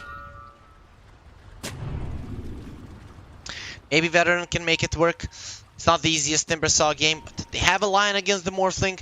They have a against the Morphling. If it goes to the ultra late game, Veteran do have a chance, right? So you do have a counter for the basically only core on the side of LBZS, but I kind of feel like these supports are just gonna get picked off one by one, especially when the Morphling gets his Aghanims, and that's inevitable to come.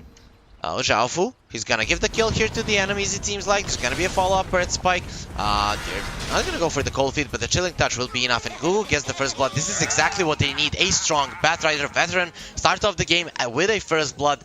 Very nice rotation coming out from them. They had good vision here, making sure that they know exactly where that where the TT is. Veteran, will they go for any more fights? It doesn't seem so, and it's gonna be 2 for 2 in terms of runes, with the first blood going into the hands of Veteran.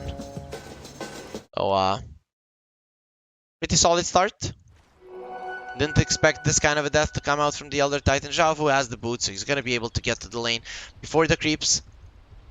No sentry on him, so can't even check that vision, but it's not like he would have done so anyways. Not something that you do anticipate, even though Veteran have been doing it twice in a row now. Zhaofu, there's gonna be some punching in the face right now. Let's see that. Come on, it's gonna have 100 damage. So let's see where they are. Here comes Johnny. Come, Kale, come on. Oh, they're gonna stop him in his tracks. He just wants to punch someone, but now just running away, and Zhaofu just gets damaged too hard there by Veteran. If he does that one more time, he could actually be going down. Top lane. Veteran, I really want to see how this goes for them. Catch getting slowed down. He does have an Orb of Venom, so they're thinking about killing this A at some point in the game. Irving did start off with a Caustic Finale. Just wants to make sure that is pushing in the lane towards this Wraith King. You don't want to fight these boys. Oh, Elder Titan might be in some trouble. He's fighting the Lion right now. Who's going to get the tail end of this trade? It seems like it's going to be Zhaofu, who is running away without the Earth Spike. Lion cannot get the kill, but Zhaofu very low. And is this a salve coming for him? Yes, it is. So at least he's going to be able to continue laning here successfully. As Morphling getting all of the experience needed there. Achu zoning out Genji from the experience, but Irving does push it in, so no experience will be taken there for Veteran. LBZS just making sure that that their lane is in a really good spot. Might have to be very careful how he approaches this. There is a Burrow Strike right now. Mid lane, I haven't talked about this much. Not a lot of kill potential. I mean, if some of these guys makes a mistake, they can die. Gugu overextending, and Tiny just taking too many stacks to the face. So, we'll see if someone dies here. It should be a farm trade overall, with them being relatively even. I don't see anyone coming out as too far ahead here, unless there are some mistakes and people die, which can happen. It is that kind of a lane where you can think that you can kill the Tiny, you go too much, you get the Avatos combo and you die, or the Tiny just thinks that he can burst down the Batrider when he has 3 or 4 stacks on him, doesn't manage to get the kill, and then gets brought down himself. Going for Genji, the cold feet will be there. He does have a swashbuckle, gets to the side, and Ketchu will be fine. Do they have sentries? Yes, they do. A has one. Other side, do they have any sentries? Not really. Burrow Strike being used. Irving just wants to kill these creeps and do some damage with the Caustic Finale. He does have the Sandstorm, but has to be really careful right now. 5 seconds until the Burrow Strike. Does have the Sandstorm. Irving will use that one. They have the sentry, but Kaiju coming in the last second with the Swashbuckle, making them go away, I was about to say, but Veteran, they're not gonna go away. They get the kill there, and the great start of the laning phase for them with 2 kills going their way. Though, when it comes to last hits, they're just not doing that well. The only one winning in last hits is gonna be this this Batrider Wishing. Getting gone on, does have 5-1 charges. D going for him. Thinks he can get the kill, but not gonna be happening here. Ooh, we saw a big, epic battle between the 2 supports. Elder Titan getting the win in the end there with just 30 HP left. Gugu could be in some trouble. Tossed back, but Tiny now, he's actually gonna die. This is what I've been talking about. Gugu, is he gonna go for this. There are sticks on the Tiny, and both of them will survive, getting very close to dying there, but they are gonna be fine. Tiny now, he needs to refill his bottle. Gugu did get some help from the supports. Top lane, nice, will get out. Now, Tiny could be some trouble. They're gonna get the stun on him. He doesn't have the stick charges. Actually has 6 of those, but won't get a chance to use it. And Veteran get a 3rd kill going their way. So nice TP from the line, securing the kill on the Tiny, and he just overstayed his welcome there. Irving, cold feet, keeping him in place. Nah, he's not gonna get stunned up. Too many feet on this Scorpion to actually get all of those frozen. 2 points in the Sandstorm right now. Veteran, they had their chance to bullet this guy. Not anymore. Tiny, stick stacks on him. Have the 4th one. Ooh, is he gonna be going in? Doesn't have the glyphs, so going for this Tiny, not really the play. He's getting gone on. The stun will be there. Catch you coming in. Swashbuckle, level 2. We'll get the slow onto the AA. But not much more than that. Bottom lane, we're seeing a fight. Xiaofu getting quite low. Whirling Death. He doesn't have the mana. Coming very close. This Cellar Titan with the Tranquil Boot trying to survive, juking quite nicely, but in the end, stun from the line misses as well, but he will get cut down with the trees as well, and Timbersaw getting his enemies cut down quite nicely. Batrider in the mid lane. Ooh, Gugu, he will be going down. No way to survive there, but still, it's gonna be him getting the kill first top lane. We're gonna be seeing 2 kills as well. 5 heroes dead around the map, but favoring Veteran a little bit, but they did lose 2 cores, so overall, a relatively even trade across the map. Bottom lane, Wishing now. He does have the Morbid Mask, so he's not going to be bullied out of this lane no more. But look at the last hits on LBZS. Both Wishing and Irving are just doing so well. Veteran though, they're not getting pushed back. This game hopefully is not a stomp. I want to see them doing well. Google for Irving. Do they have anything to reveal him? Dust is there. Irving can get the stun off, trying to do as much damage as he can to the Batrider, but in the end he will burn down. Actually will be frozen, so imagine that. Being burned down, being frozen at the same time. It's just not a good spot to be in. Oh, Kachu down the A. The Swashbuckle will be there. He's gonna get the kill, but Kachu might be paying with his life right now. The Cold Feet will not connect. The crit will be there in just a second. Slap across the face. Kachu not taking that much damage. Has 4 stick charges. Might try to turn around here to hit Mice. He doesn't have the boots of speed. Another crit for Mice could be getting them the kill. He's gonna bait him perfectly. Now Wraith King could be in some trouble. Getting slowed down by Irving as well. That Caustic Finale keeping him in place. Irving has the boots, but he's just not that fast. 1 boot for so many legs. It's not good enough. Still, even with that death on the Sand King, he's still gonna be topping the network chart. Great King, not even close. Has 5 stick charges. Has to be very careful. Could go down here easily. Haste Rune, the Tiny towards bot. He might be able to get Show D dead. It's level 6 right now. Xiaofu getting quite low. He might be going down. Not gonna be happening. Wishing is there, turned into a Timber Saw as well. Show T will get the kill, trying to run away. He's gonna have a Timber Chain soon, but not gonna be happening. Adaptive Strike will drown the Timber Saw, and he's not gonna be able to get out of that, but at least he gets a kill between 3 heroes of LBZS. Top lane, Wraith King in some trouble, will be going down. Catch you, Cold Feet will freeze him in place, but no one there to do the damage, and Wraith King just goes down, overstaying his welcome. So much damage coming out from the offlane duo of LBZS. They're again in a 1k gold lead, pre-10 minutes. Veteran, not a match for now. Let's see what their first movement is going to be. Batrider continuing to farm. He wants to go for the Boots of Travel. That's a basic item, and the Blink will be next. So no BKB for him. He wants to have that initiation, but the Sand King, look at him. He's already gonna have the Blink. Oh, this is gonna be a one tough guy to deal with. Gonna get dusted immediately. Irving staying there, doesn't care about the Cold Feet. He knows under the guise of the level 4 Sandstorm, no one can touch him, and even gonna farm that camp twice. Getting his Blink Dagger already. Just second line, could be in some trouble. Tiny think about going in, but not gonna be able to get that kill. He did get spotted there by the ward, so everyone inside of Veteran know that this rotation is coming. The last time around, they gave so many kills on this top lane. Hopefully now that's not gonna be the case. And Mice has a skill point to put into Reincarnation. Maybe they think they can bait. Wishing and Shoti. They're having an epic battle on the bottom lane that is never gonna end in someone dying. Unless Wishing makes the biggest mistake of his life. But probably not gonna happen. LBZS. Okay, poor AA. Genji's gonna give up a kill here. No way to survive. Just surrounded by 3 heroes. One more slap. They need 2 more actually, but Genji, no hope of getting out of that.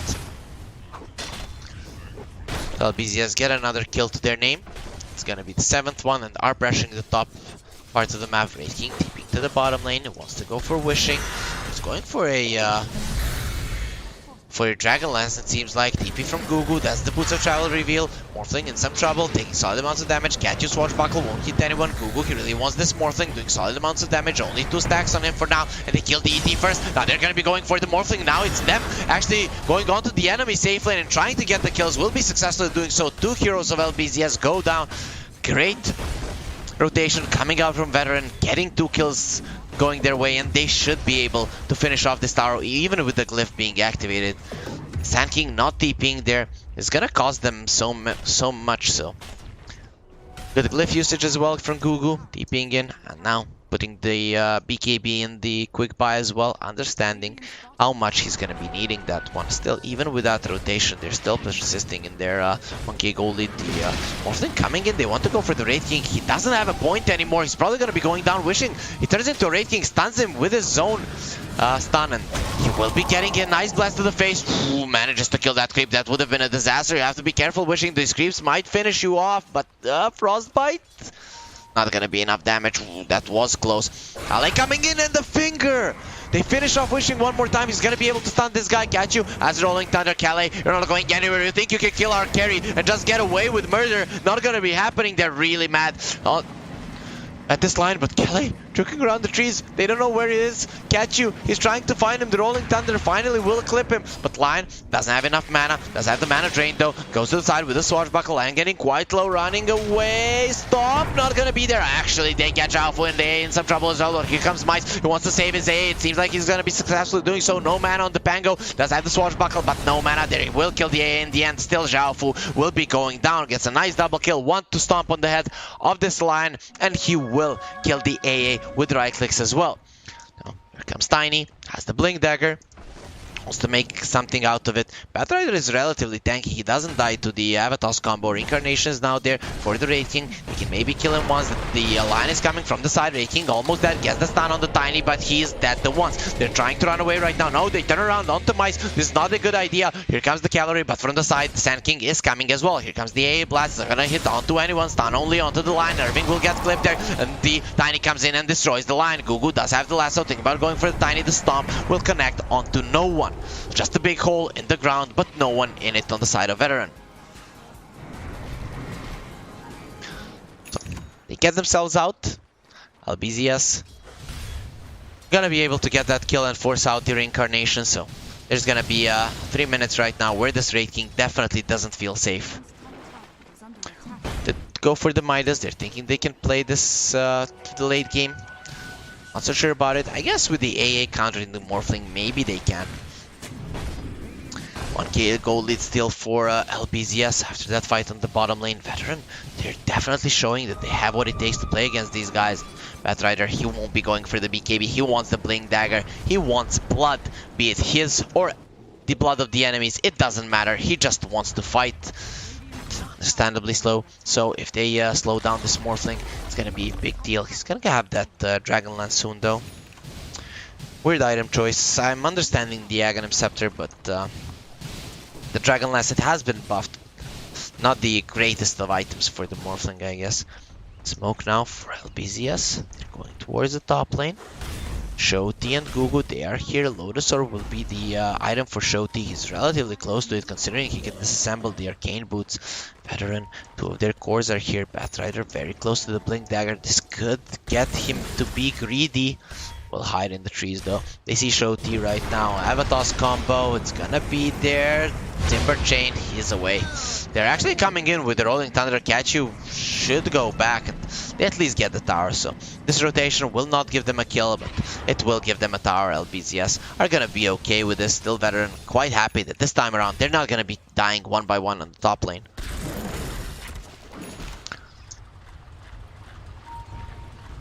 Shoti getting out of there. It was really close, to be honest. If the Stomp lands on him, maybe he goes down. Calais hiding himself. He has a Blink Dagger, Avatos combo. Not gonna be getting that Blink Dagger anytime soon though. Tiny, he might say go. He might lose his life because of this. He is frostbitten, and Shoti will bring him down. They don't even need that ulti from the Batrider. The stun will not connect. Gugu coming in. They want to kill this Tiny and will be able to shatter him. Now going for Irving. Irving does have a Burrow Strike in 1 second, will be able to get himself away, but Xiaofu not going to be so lucky. He has been dusted because of his Sand King and will be going down. Irving though is being chased by Shoti. He has a Burrow Strike in a second. Gets the blink to the side. Very nicely done there by the Sand King, but they lose 2 of their heroes, only killing the Lion, who will now get some free reign in the mid lane just to secure that his Blink Dagger comes up pre-15 minutes. If this mid lane tower falls, it's going to be even easier. Kachu getting caught. They have the Blink Dagger right now. Here comes the Ice Blast. The finger will finish him off. Ice Blast not even needed. Oh, Tiny coming in. Can he kill the Lion? Has to blink away, understanding that his damage is just not that huge. The Sand King to the side, no epicenter. It would be a level 1 epicenter, so it's not really that strong. Wishing continuing to farm that axe is the time where they're gonna start going towards their enemies, but this Tiny just not having a way to come out of the fight. They're thinking about going in. Reincarnation is back up on the Raid King. For the Radiance, are they gonna fight this with the Morphling coming in? A nice double stun coming out from Irving. Where's the rest of the team? The A Blast, it's not there for 4 seconds. They will use the dust, but won't clip anyone. They're gonna be fine for now. Veteran getting themselves out. Xiaofu getting to the high ground there. Avatos combo gonna be used. That's not a target that you want to use it on. The A Blast will connect perfectly there. Xiaofu is dead. Sand King in some trouble as well. Morphling, he didn't get clipped by it. You're not gonna be healing at all. Wishing, trying to run away, but you're not going anywhere for sure. Does have a Timber Chain though. Turns into the Timber one more time. Now he's gonna be able to heal himself. It's gonna be a Rolling Thunder in the backline. They're coming in through everyone. The Swashbuckle finishing off Genji now. He wants Kale, but doesn't have the spells, and Tiny will be going down. You might have saved your Morphling, but will have to pay with your body. Catch you. Nice usage of his spells, but it's really not gonna be accomplishing that much. Just a second, Morphling could be in trouble. He's gonna turn around onto Gugu. Gugu, he should be thinking twice about going for this guy, but Morphling, he really doesn't have that much to morph in. Being very, very cautious. Here comes the cavalry. There's gonna be more heroes keeping it in place here. Does have a waveform to the side. No ulti to use on the Timber Saw, and will get caught now by Kale. Wishing is not going anywhere. Do they have the damage without the Firefly though? Wishing has a ton of HP. They have more than enough with the pure damage coming out from Shoti. He's on a killing spree, and he wants to get this Morphling down. Will be successful at doing so. With this, his Loader Sorb is done if he does want to disassemble the Arcane Boots, and I don't see a reason why he wouldn't.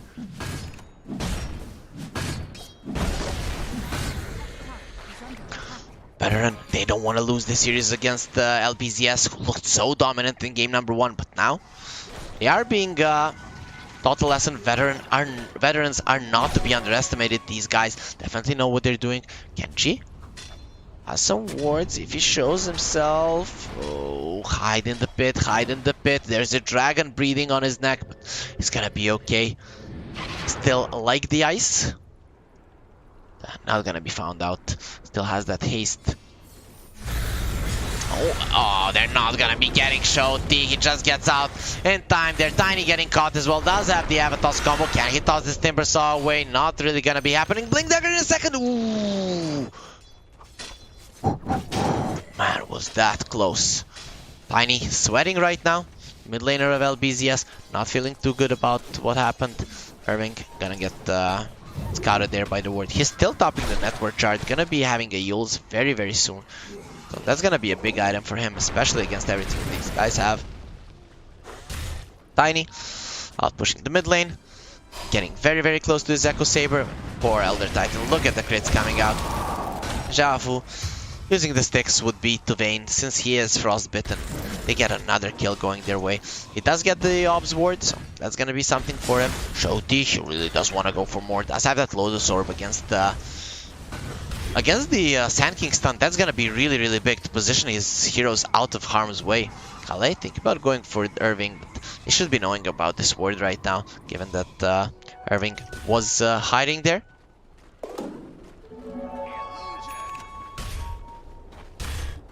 Veteran.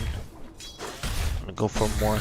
Tiny staying under vision. I think that he's not aware of it. It seems like has to be. They are aware of it. The ward will go down. LBZS, they're not gonna be fooled by this. It would be really bad if they get caught by something like that. Shoti tanking the tower is not gonna allow any more creeps to die, and the Veteran are gonna be taking a tier 2 pre-minute 20, taking that outpost as well. So this is gonna be some nice experience deny from the side of LBZS. Arcane boots one more time for Shoti. Not sure what he wants to go for next. Who has been caught? It's gonna be the other Titan. Nice top though. Beautiful double stun. Batrider doesn't have the BKB yet. They have a toss combo and the Earth Splitter. They just split both of their wigs. Now Shoti coming in. They only have their no Spirit Vessel, but now with so many heroes around him, he will die with a tree to his face. Died by the hands of the thing he hates the most. That's kind of ironic. Here comes Irving onto the AA. Will use the ulti. He doesn't care. Will epicenter him to death. And the Earth will shake around the AA, just breaking him into little tiny pieces. The only one that survives is the Raid King. He does have 2 of his lives, but imagine you being an immortal and not having a single friend to play with you. So, nice. His life isn't really that happy, but his friends are coming back to life.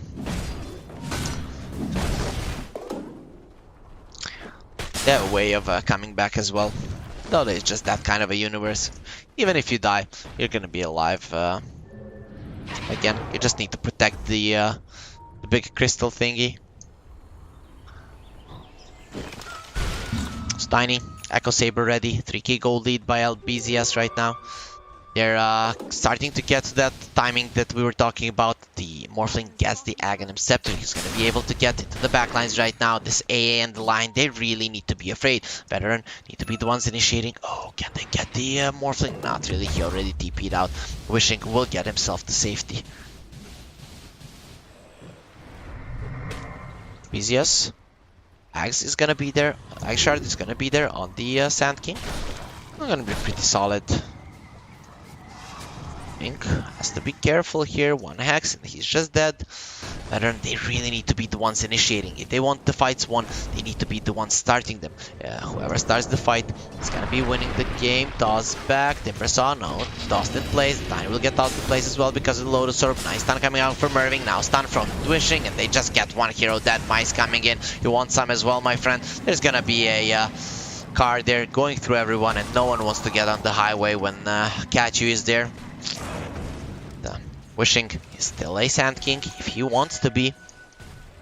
Just have so much damage. Oh, they get the stun onto the Raid King. Not the easiest target to kill. There's gonna be a stun on Wishing, trying to run away with the finger, and they finish him off. There's gonna be a hex now. Mice is back in the fight. Really too aggressive there from the Morphling. The backlines, the last will be used on the Tiny. They're coming back in. Irving going for the epicenter. No one can stop it, and Raid King will die the second time. They're all staying together. Irving gets to the side. He will finish off the A. Actually, will be the first one to fall. But now Zhaofu going for the stomp. Nice blink out from Gugu. Gets a double kill. Kachu, he still wants to fight. They're coming in for the line and will finish him off. Now it's a 2 versus 1. But the Timbersaw coming back very, very soon. Can they chase these guys down? The Tiny does have a blink in 5 seconds. Probably won't be going down. But Shoti, it seems like he wants some revenge. He died the first time there.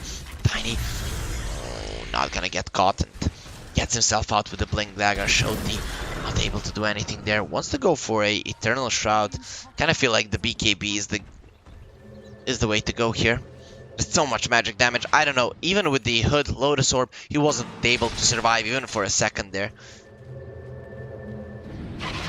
Morphling, level 16, going for a Sky next. I kind of feel like you should go for a BKB. So much lockdown on the side of Veteran, so much stray spells that can hit you. There's really no reason for you to risk anything. We'll go for the Lincoln Sphere. Not a bad choice overall. Against the Lasso, against the Hexes. Timbersaw. It does stop the Sand King. Is gonna be okay for now. Does have that Ag Shards, doing solid amounts of damage to Shoti, but Shoti is gonna be unfazed by that one, and reactive armor charges will get him back to full. Nice, going for an SNY next. I kinda feel like he needs a BKB too. With SNY, a pretty solid item. Oh, they catch the Tiny, do have the Hex. There's gonna be a stun. Ice Blast connecting as well. Tiny falling quite low. Will turn around, finish off the line with a tree to the face, but he will tick out to the Frostbite. Now Gugu is going for more. Does have a BKB. Think about using it here. We'll see if he does go for it. Zhaofu is super fast. There's gonna be a Yules on the Batrider, and they're just gonna bail. LBZS don't want to fight without their Tiny. They do get a 1-for-1, but it's gonna be favoring Veteran this time around. Quite a close game we're seeing here. Wishing he's being hunted down. If he goes for this camp aggressively, he could be going down. They do have the lasso. If they put him back, they know they need more heroes here. Without the A blast, it's not easy to kill the Morphling. They will lasso him immediately. Where's the rest of the team to help them? He doesn't have the waveform. It's gonna be a stun, but a Lotus Orb will stun all of them. Here comes the Morphling. He's gonna get clipped by the A blast. Does he? No, he waveforms. Actually, he did get clipped by that. Burrow Strike in 4 seconds. Wishing it will be going down. He's gonna be dying, and now Ancient Depression, he might die, but Shouty, what's that damage from the Whirling Death? It's gonna be literal death for this Sand King, not just the Whirling one. And Zhao Fu, oh, you want some as well. Your death can be made swift and clear immediately, but Tiny coming in, Avatos combo on this Raid King, they're gonna kill them the once quite easily. No armor on this guy because of the Solar Cats. They're gonna go for more Swashbuckle with the Rolling Thunder. The stun not gonna be there in time. Raid King getting caught. Is there gonna be a stomp? They're gonna send it to the high ground there. They don't want anyone interfering here. The Avalanche will keep him in place, and Raid King will be going down. Getting ran over but by Kachu. Now he's going for Gugu. He still has a 9-second BKB, not using it just yet. Tiny being burned down, but only 2 charges on him. Gugu has to be very careful, taking a ton of damage. The finger, and they kill the Tiny. Now go for the Pango. Without the Tiny, they just don't have enough damage. LBZS, think about coming in. There's gonna be a Spirit's Vessel on this Batrider trying to kill him. Not gonna be happening. Shouty gets a double. Wishing, he wants to go for more. Who's he gonna turn into? He can turn into the Timbersaw if he wants to use his ulti, but doesn't have it just yet. Shouty just way too tanky to bring down without the other heroes. And this fight again goes in the favor of Team Veteran. They even killed Wishing earlier there, so they're gonna be decreasing the lead to basically 0 here. 25 minutes in, we have an even game. LBZS are not gonna be able to stop Veteran in this game number 2 as they did in game 1. Irving going for a Lotus Orb next, a really good item against what Veteran have, especially against the Batrider. It will keep his Morphling safe. That Lincoln Sphere will change the game for the Morphling for sure, but Wishing, even with the axe, hasn't been able to accomplish much mid lane. Zhao Fu, the second he showed himself, is gonna go down. That wasn't even the lasso used, so Genji really needs to be careful about his positioning. Keeping top towards the Morphling. Here comes the A blast as well. Will it be there in time? It doesn't seem likely. Gugu, he will dodge that stun. Now they go for the Batrider. It wasn't clipped there. Gugu, you can use his 9-second BKB. Think about going for a ring. The ult will be there, keeping him safe. They do have a sentry, but the stun will not connect. Kale in some trouble. The epicenter not gonna be used there. The hex will be there in time, but some more stuns will keep this line in place, and he does go down to Wishing's right clicks. Just so many Burrow Strikes flying around. Timbersaw in some trouble, getting a slowdown. Does have the Yule Scepter, has the Lotus Orb as well. But Genji is here. They're gonna throw around on the Tiny, who's taking a ton of damage. He needs that BKB. He needs it fast, but he's not gonna be able to farm it because he will be dead. Being frozen, being burned, just brutally destroyed. The rocks are not really that immune to those things. AA though, she will follow up. So that's gonna be some revenge. Now Shouty uses the Lotus Orb immediately. Very nicely done. There's gonna be a stun onto Zhao Fu. They immediately destroy him. The Sand King has to get out. Kachu gets to the side with a Swashbuckle. Does have the Shield Crash, getting himself a little bit tankier. Shouty, he's still chasing but doesn't have that much mana, and Gugu without mana, without resources, will have to get away as well. So 2 for 2, favoring the side of Veteran. Every single fight for the last 6 minutes have gone into the hands of Veteran. None of them were won convincingly, but they were small wins. They're just gearing up to win a big fight later on in the game, and maybe even get the Roche. For now, 27 minutes into the game, no one has touched the big dragon inside of his little cave. So Wishing to farm. Is he gonna get caught? Does have the Lincoln's not gonna be doing that much, my friend here. Do they have the follow-up stun? Oh, he's gonna stun the Ancient Golem.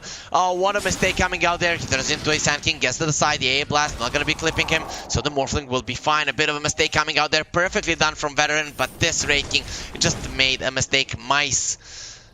Ooh, those kind of mistakes can cost you the game, my friends. Bit of a bad move from him. They weren't even that close.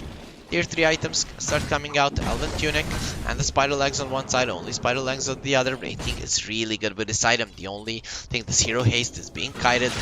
With so many legs, he's not gonna be it's not gonna be a problem just getting on top of the enemies. Oh, they get the Avatos combo. Can they kill him?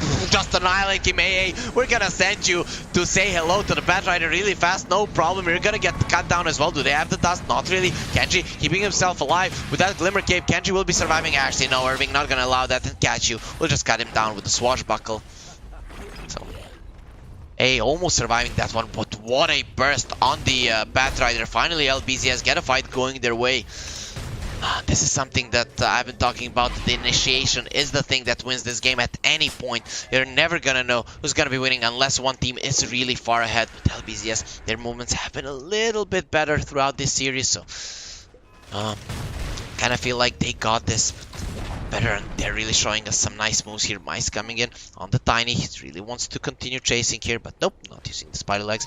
Actually, they see him, will hex him immediately, doesn't get the attribute shift off. They don't have the AA alive, will stun him, the finger, the crit, and he's dead. They managed to bring him from 100 to 0, very nicely done by the Lion there. Now the chase is gonna be there. Tiny, he wants some redemption, not gonna get the avalanche off. Does have a Black King bar, but will you ever get a chance to use it with so many stuns going his way? Tiny losing so much HP. He's gonna use the BKB. Here comes Kenji from the side. He needs to get the avalanche there so that he can get the blink out, but not gonna be happening. Calais, he dodges that one. They just outplay the Tiny so nicely, and they're tipping their line. They know that this is the MVP, and we can see how proudly he's moving towards his fountain. Ugu, continue to farm. Yule's is gonna be his next item. Can't say I agree with this. I kind of feel like Octarine would be pretty solid for him. Now, Roche gonna be the target for Veteran. They're not the best at taking it down, but the crits from the Raid King are gonna help them with this for sure. Everyone on the side of Veteran, they're coming in. Let's see if the Sand King can do something about it. They're not under enemy vision, but look at the vision surrounding the Roche pit. ET, one of the best heroes to prevent the Roche from happening, immediately gets caught. They know what's up. They know what he's gonna be trying to do, and Chaofu just gets annihilated immediately without the buyback. He can't come back into the fight. The Morphling could have bought back, but it would be detrimental to his economy and the Veteran. It seems like they're gonna be getting this Roche. No one on the side of LBZS is looking to fight this. It's gonna put them in a definitive advantage in this game, and Batrider, okay, he is going for that Octarine, so we'll go for it. He needs the A on disc as well. So Octarine, A on disc, or A on disc, Octarine, these should be the items for the Batrider for sure, just not to get bursted down by what LBZS have. BKB on the Tiny, it's an 8-second one. It seems like they want to fight. They're gonna break the smoke very nicely. That Calais, he's gonna be going down, or Wilkie. He's just not gonna take that much damage. This line is tanky. Nice double stun coming in there. Raid King, and here comes the cavalry with Gadget. Can he kill the Batrider? Calais is dead. Maybe the Batrider can die because he has to have the Aegis. The Mice still has the reincarnation. Here comes the Rolling Thunder as well. Wishing is doing so much in this fight. Gugu dies once. Can they kill Mice once? No, they cannot. But they want to kill Gugu here for sure. He does have a BKB. TP out. If he wants to use it, will just blink away. That was a very nice fight for LBZS. They don't manage to accomplish much in terms of kills, but they managed to get the Aegis down. So that advantage from Veteran, it will be taken away, putting LBZS again at a 3k gold lead.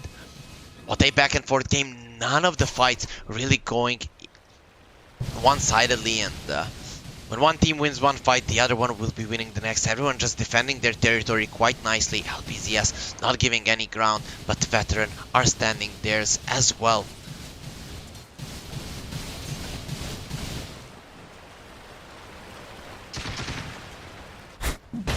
King still has the reincarnation. He didn't die even once in that fight. What is he going for? He does have a basher. Okay, doesn't want to go for a BKB. I kind of feel like it's the go-to item here for Mice. He's gonna get kited way too much.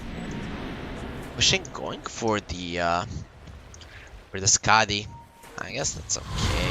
Tiny getting caught, does have the BKB, immediately uses it. Will he TP away? No, he turns around on the line, not doing that much damage. The Splitter will connect only on the Timber Saw. The toss will be there. It won't get returned because of the BKB. Now Bengo getting caught, taking so much damage. Tiny are gonna be next. No crit even needed for Mice. Now they go for the Elder Titan. Gugu uses the BKB. The stun from Mervin, keeping him safe for now. They're gonna toss him back. He does have the Yules, trying to keep himself alive. Blink dagger. It's gonna be there. Shoti cannot close the gap, and in the backlines, the Elder Titan is gone. Wishing does manage to kill the line, but it might be paying with his life because it gets to the side. Shoti waiting for him there. He's gonna try to Timber Chain away, but he's gonna get lassoed, put in his place, and that's the ground. Shoti is unstoppable. One more time, we're seeing an immaculate performance from this Timber Saw. Shoti is really a god on this hero, and something that LBZS, if they lose this game, they're gonna be banning in the first phase for sure.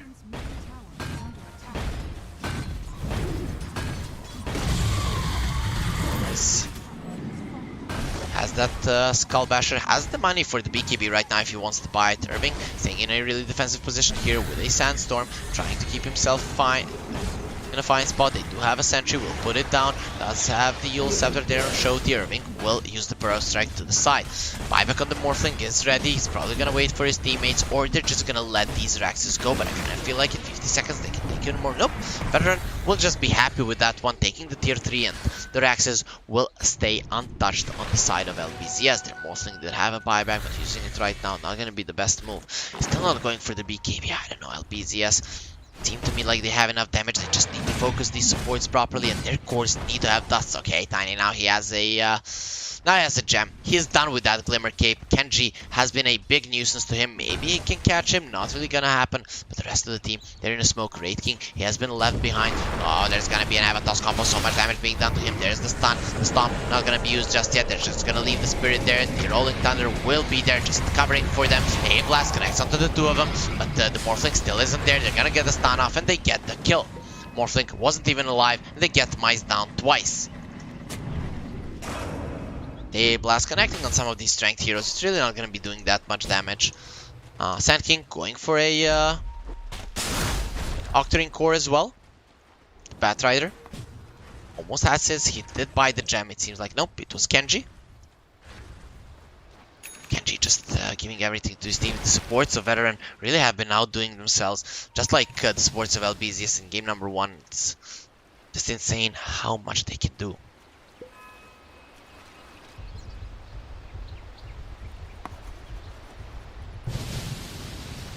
Joti. What is he going for? He has a Shiva's Guard. He's going for a Bloodstone, it seems like. Okay. Actually pretty close to it. Kaiju gets nice vision here. LBZS, they really want to fight right now while the Wraith King is dead. They're just gonna make sure that the outer towers go down. If Veteran don't want to leave their base, it seems like that's gonna be the case. Gugu continuing to farm. He's really not getting that much. How are the supports looking? Do they have something new? Kale will be going for an A on this against the Tiny. This is going to be really, really big.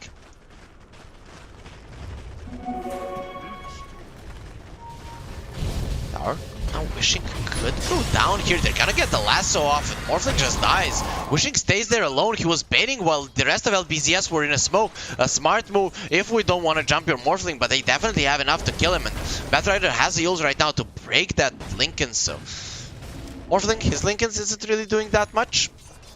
Neither will his Skadi. I really want him to see him with the BKB, but doesn't want it.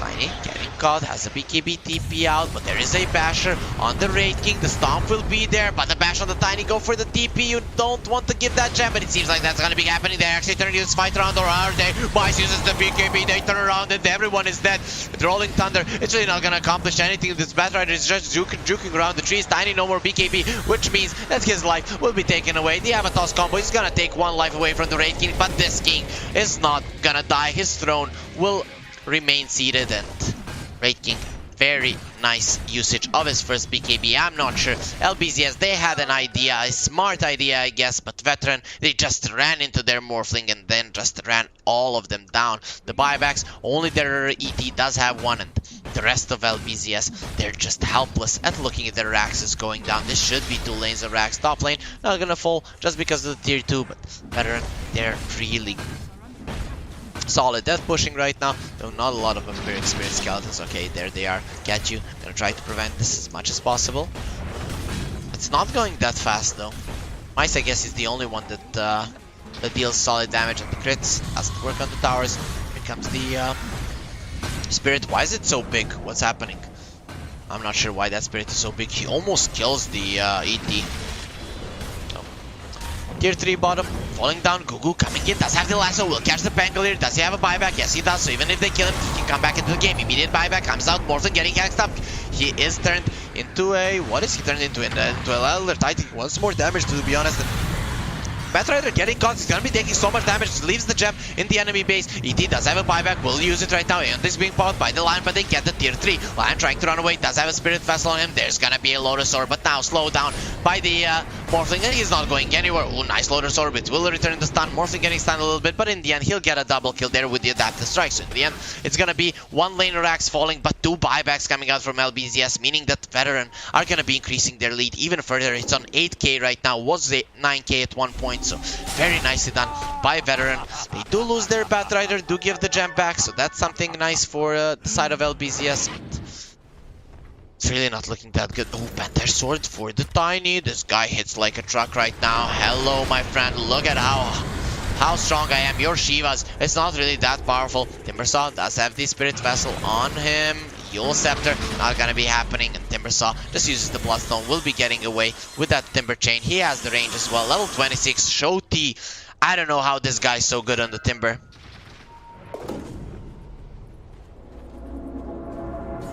Irving, gonna get caught, the crit is there, they will slow him down, get the Yule off, not gonna be happening. Mice just deals so much damage with the -2 seconds of the Mortal Strike, so many stuns coming out, so many crits coming out. They get the kill, they find even the Leveler. Is this gonna be the item of choice for the Raid King, or he stays with the Spider Legs? It is gonna be the Spider Legs being his choice, I guess. Illusion Escape for the Morphling, guess that's a pretty cool one. They get the last outer tower down.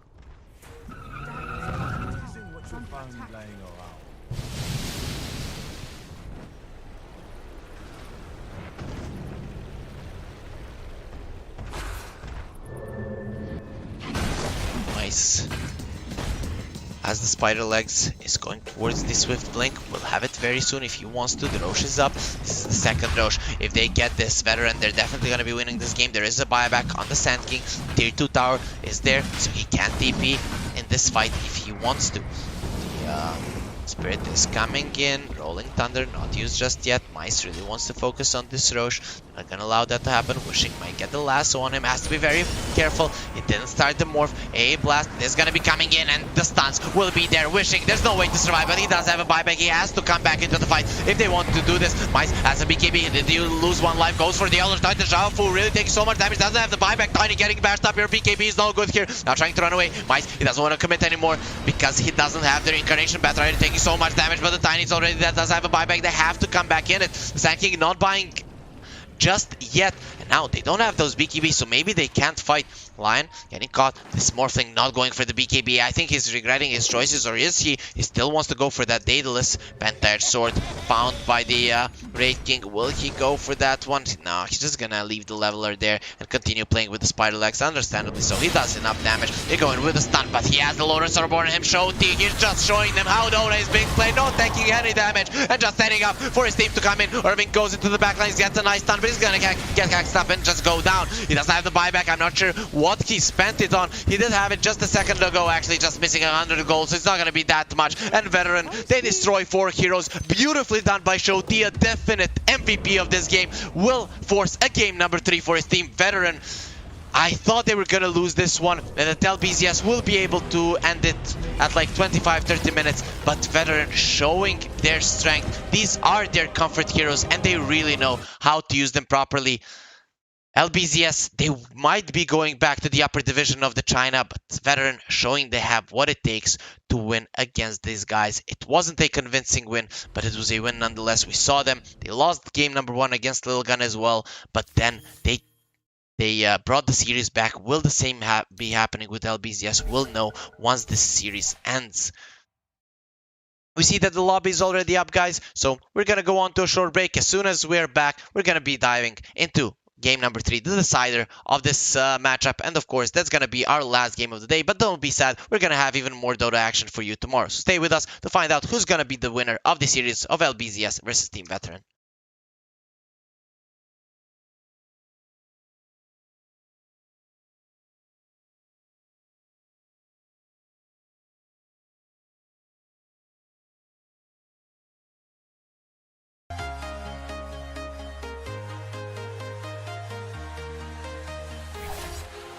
Walking alone, the streets are empty.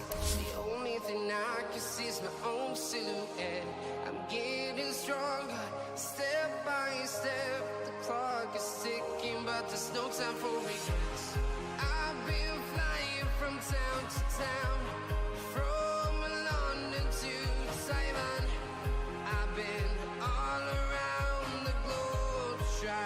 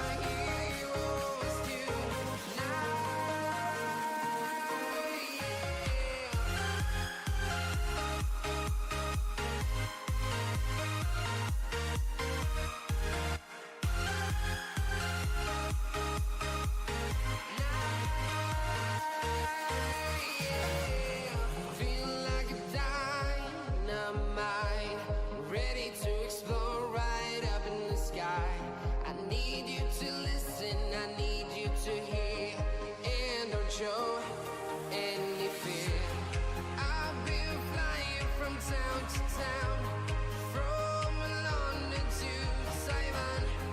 I've been all around the globe trying to protect your soul. We are heroes tonight. We will fly above the sky. We are heroes tonight. Yeah. We are heroes tonight. We will fly above the sky.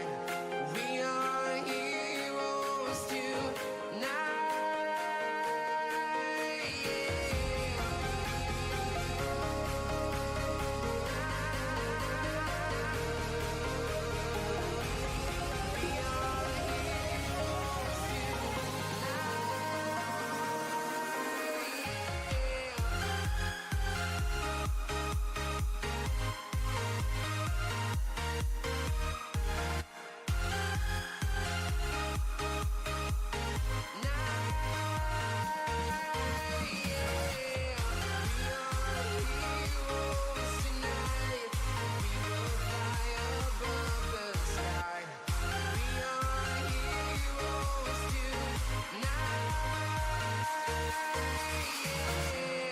I've been flying from town to town, from London to Taiwan.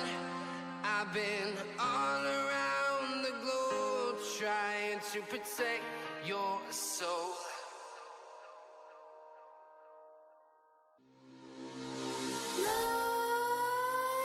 Nightmares creep while you and me repeat. This bittersweet heat is suffocating. I'm waiting and always hesitating. Kryptonite desires set my heart afire. Heart on fire. Set And welcome back to the Moon Studio Asia Showdown. I'm Harry Freak, and this is definitely our last game of the day. LBZS versus Team Veteran. Game 1 goes to LBZS in a convincing fashion. Game 2, Veteran. They pick up their comfort heroes. They got the Timber Saw, and they managed to win on its back. Show T really showing up in that game, and supports of Team Veteran just following him every single time. First game, it was an Irving show, and second game, it was a Show T show. So let's see if LBZS can win this one, or will Veteran actually be able to take the full series of these guys? They did get a series off of LILGUN, so they're definitely adjusting to these teams, but that Timber Saw was a big deal in that previous game. Let's see if they can do the same thing again without it. LBZS, it's gonna be a Grimstroke and a Mars. They want to play their Grimstroke one more time. This is something that they know how to utilize. Mars has been their go-to hero as well, though now with the nerfs, Mars is just not that strong. Team Veteran staying in their lane. Still, they're gonna go for the Snapfire. This hero has brought them a solid amount of success, so they've been looking pretty okay with it. We'll see if they can use it properly in this game. Against the Mars Grimstroke, what do you get right now? Maybe you can just get the Juggernaut immediately on Team Veteran. That could be a smart move for sure. Where are my mods to pay out my viewers? Come on, mods. What are you doing? So Veteran, they're thinking about this. The Lifestealer would be good. The Jagger would be good. If not, they're just gonna be going for some comfort pick that we can't really guess. Waiting for it, but Veteran are losing a lot of reserve time. This is like some of these teams, they lose so much reserve time in the first phase. Come on, I mean, LBZS, they always play Mars, Grimstroke, Earth Spirit, Medusa. Okay, it's gonna be a Warlock. Okay, so Void is getting banned 100%.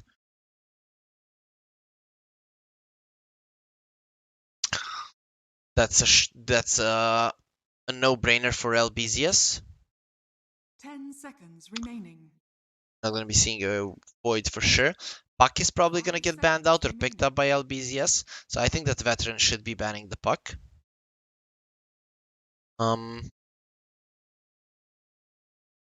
Radiant team ban. Gonna remove the Spectre, okay. Every time they pick the Warlock, they remove the Spectre. It's definitely the best hero against the Warlock. It doesn't matter where you are, where you're hiding, what your positioning is. This hero is just way too squishy, and the Spectre will hunt you down, haunt you down.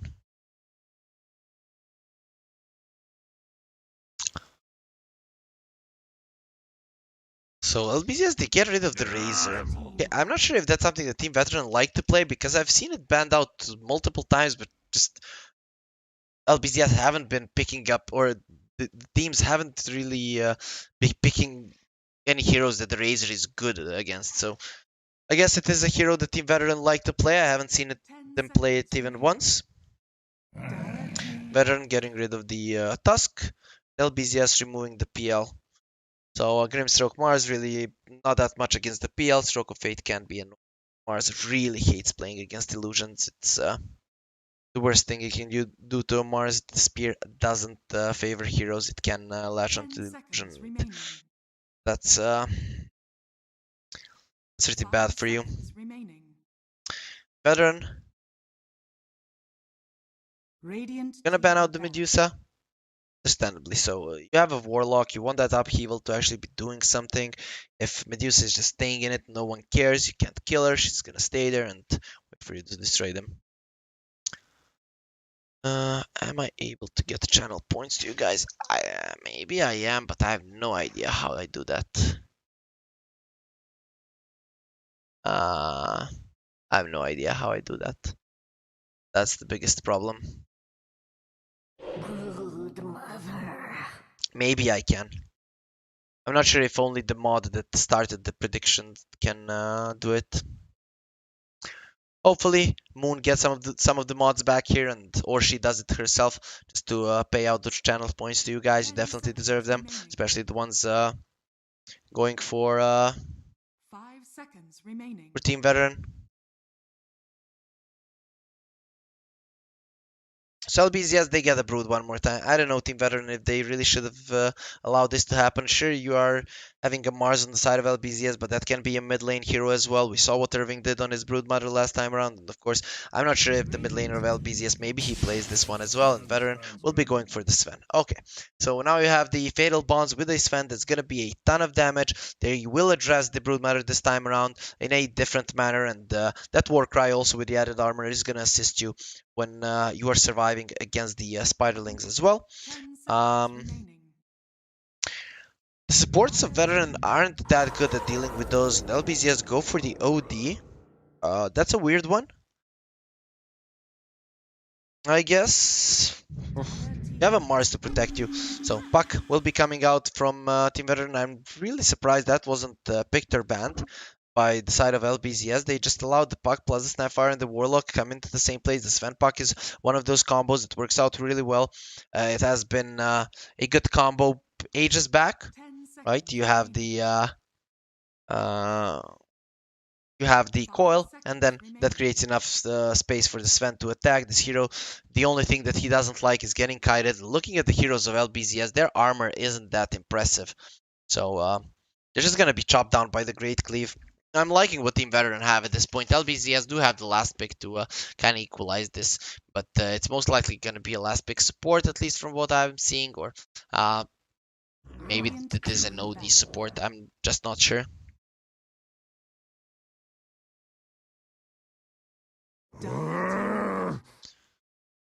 So LBZS, they ban out the Axe. Okay, the Veteran team, they do need an offlaner. Is the Centaur in the pool? Yep, that's probably going to be the other one getting removed. No LC, no Timbersaw. So we'll see what Shoti gets to play in this game. He really outdid himself on the Timbersaw, but he hasn't been just as good as he was on the Timber and some other heroes. They will ban out the Tide Hunter. I guess they're not afraid of the Centaur just because they have the Mars. But Sven likes having someone that can boost his moon speed. The Centaur, the Darkseer. I don't know if you guys remember that meta. I think it was 2017, 2018 when Sven with Centaur and maybe it was even 2019. I have no idea. 5 seconds remaining.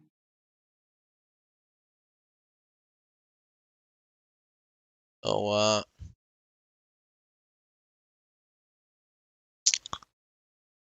Veteran, what do you get?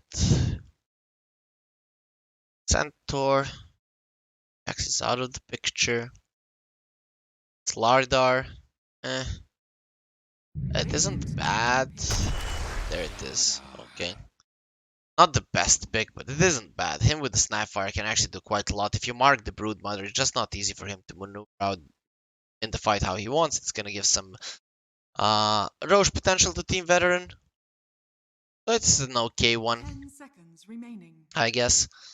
So LBZS, they're playing against a ton of 5 seconds remaining. strength heroes. They need some physical damage. Broodmother deals a ton of that. I'm not sure what they want to do with this draft, so I can't really call out what they'll go for. It seems like Team Veteran think that the enemies need a carry. This is looking like an OD carry. Could be a Drow Ranger pick, to be honest. Just looking at the heroes of Team Veteran, they don't deal well with that silence. Against the Hurricane Pike, they don't deal well against that either. You're going up against the Mars, against the OD. Just gonna be a hero that doesn't lane that well with the Green Sword, but I guess you can put the Mars in position 5 and just pick a Drow. That could be a way to go. So you are up against the Warlock and the Snapfires, you know. They do have a lot of reach for you. In that regard. Nope, it's gonna be a Wraith King for LBZS. Position for Mars. It's fine because he has a Grimstroke. Mid lane, Puck is gonna do okay against the OD.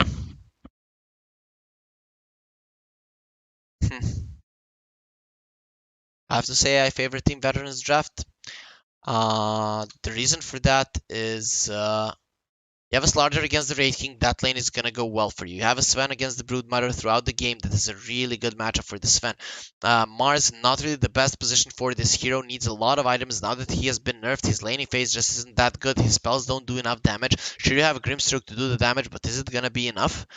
Snapfire plus the Slardar is a brutal lane. Warlock will be keeping the Sven okay. You have so much synergy between the heroes of Team Veteran. Sure, LBZS are playing this Broodmother that gave them so much success in game number 1, but I'm liking the Veteran draft.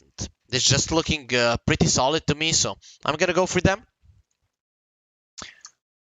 I was wrong both the times in this series, but you know, sometimes you gotta just trust your gut.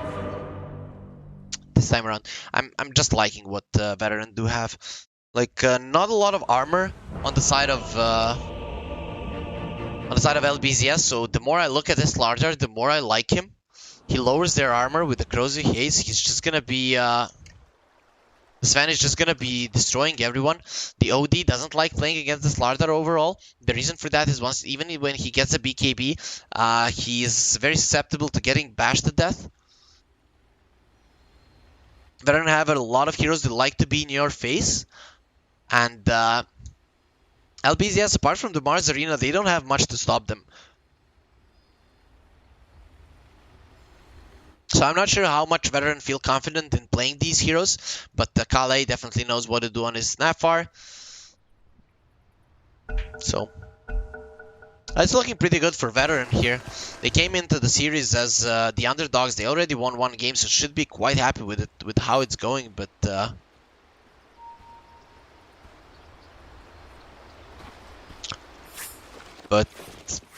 this time around, LBZS, if they don't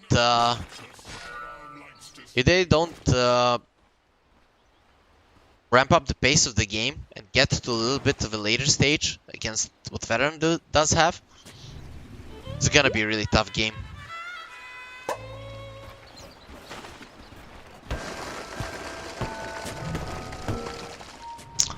Let's see now. Will they have enough to deal with the Broodmother? This is the big question. Irving will have 5 armor starting the lane there. Wishing. Not starting off with the Ring of Protection against the Slardar Snapfire. Okay, Wishing. A big mistake, to be honest, that the 2 armor, he would benefit so much from it.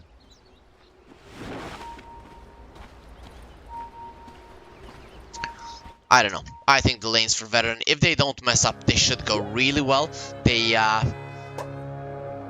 try not to feed the Broodmother too much in the mid game, and then around the 25-30 minute mark, later stages of the mid game, they're gonna be quite okay. Veteran 2 runes, LBZS 2 runes, Kachu comes in, gets the shield into the face of the Sven, but nice. If he can carry this big of a sword, a little shield, it won't hurt him. Kachu, he really wants to be slapped across the face, and seems that this shield won't be protecting him from the damage coming out from the Sven.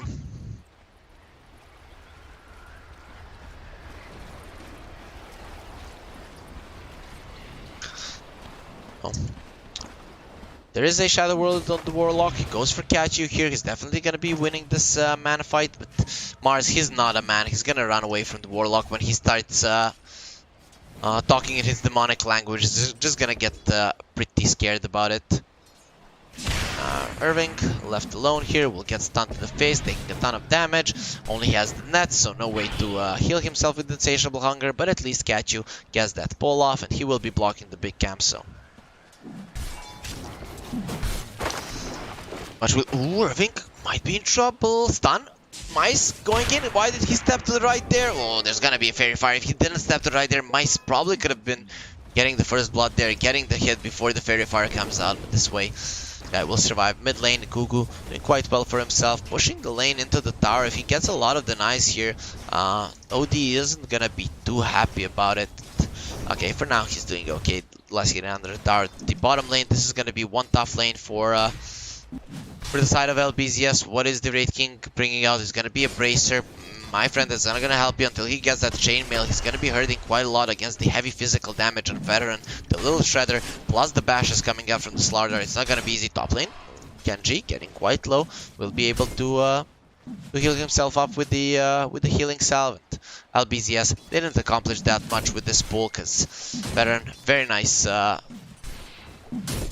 lane control. Kachu, what is he doing? He wants to die here. The Shadow Word might actually bring him down. They need one more hit, or do they? He's gonna be going down to the Shadow Word. And Warlock getting the first blood there. Great start for Team Veteran in this game number 3.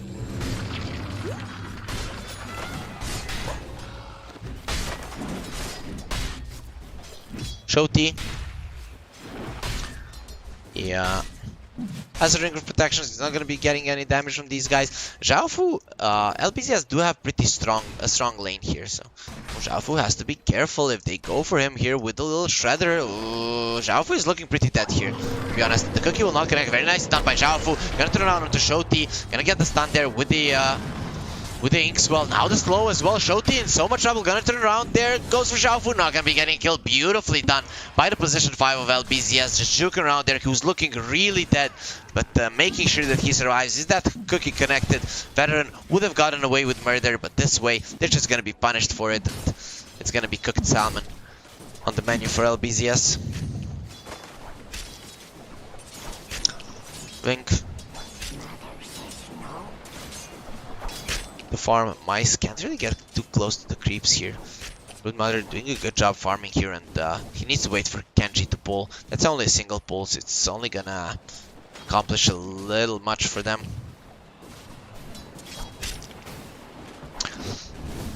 Zhaofu, almost level 3, that's gonna be a level 2 Inkswell, giving them even more kill potential here in this lane. Top lane, Sven taking so much damage. Mice will be fine, he doesn't have any points in Warcry, so no bonus armor going his way. Bottom lane Wishing, gonna show himself, and with only 3 armor, just so much damage put into him. LBZS, they need both of them to be together. Top lane, we're again gonna be seeing some skirmish. Actually, no, Mice is already low, so he doesn't want to fight this one. Mid lane, though, Veteran, they're winning this one. They're gonna pick up both of the water runes. The OD won't be getting that one, so his mana is already hurting here. Gets unstopped, and Gugu just continuing to punch him in the face. Nice dodge there. Kachu coming in. Gugu should be fine here. Astral, is it gonna be enough? Gets lashed onto the tree there. This is gonna be a kill on the puck. Gugu getting outplayed there by LBZS. OD, beautiful Astral coming out, and what a rotation from Kachu. He actually manages to find some impact in this early game on the Mars. Very nicely done by the side of LBZS. Beautiful, I have to say. Chainmail now on the Wraith King, so killing him isn't gonna be that easy. Shoti, he does have those stacks of the bash. Calais Coming in as the little shredder. Cookie not using it just yet. Gonna get stunned up. Think about going for Zhaofu without the Inkswell. They're just not that strong. Shoti now finally has the sprint. No boots on the Grimstroke. He's looking quite dead though. Wishing it seems like that's gonna be their target or choice. They have the stun. Shoti think about running away. Nah, it's gonna be happening. The bash now on Wishing. Ooh, the damage is insane. Zhaofu, he's staying in the vicinity. He wants to die as well. No problem, my friend. They have the crush. They have the bash. And they'll get the kill for sure. Shoti, can he survive? Yes, he can. These little skeletons, they can't get him or can they? They're gonna eat them both up. No experience for LBZS, but they will get some gold from those 2 kills. Oh, the little skeletons really making Papa proud there, and the Raid King getting some solid gold, even though he doesn't get a single experience point. Oh, Baka getting caught.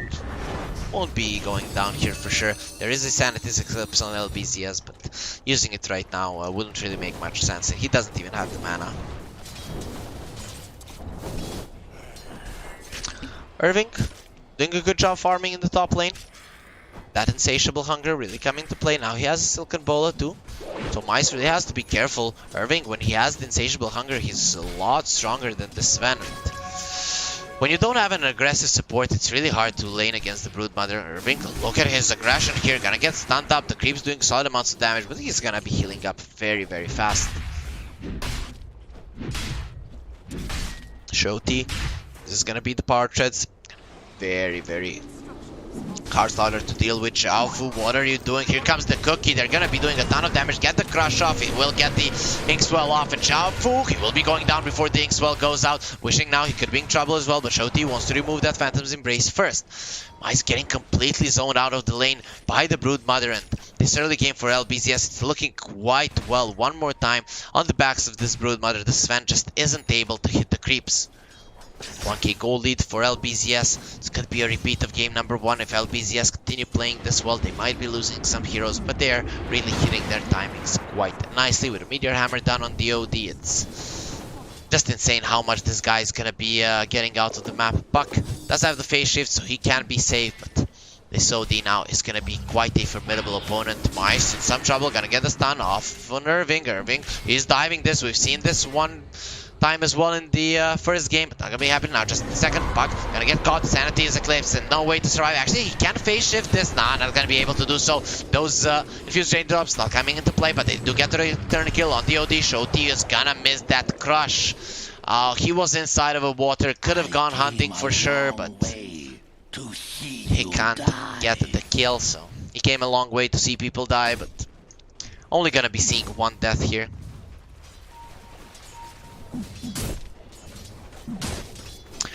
Got you. Hitting the farm up. He's probably gonna be going for the Blink Dagger. No reason to go for anything else. Maybe the medallion into Solar Crest could be the play.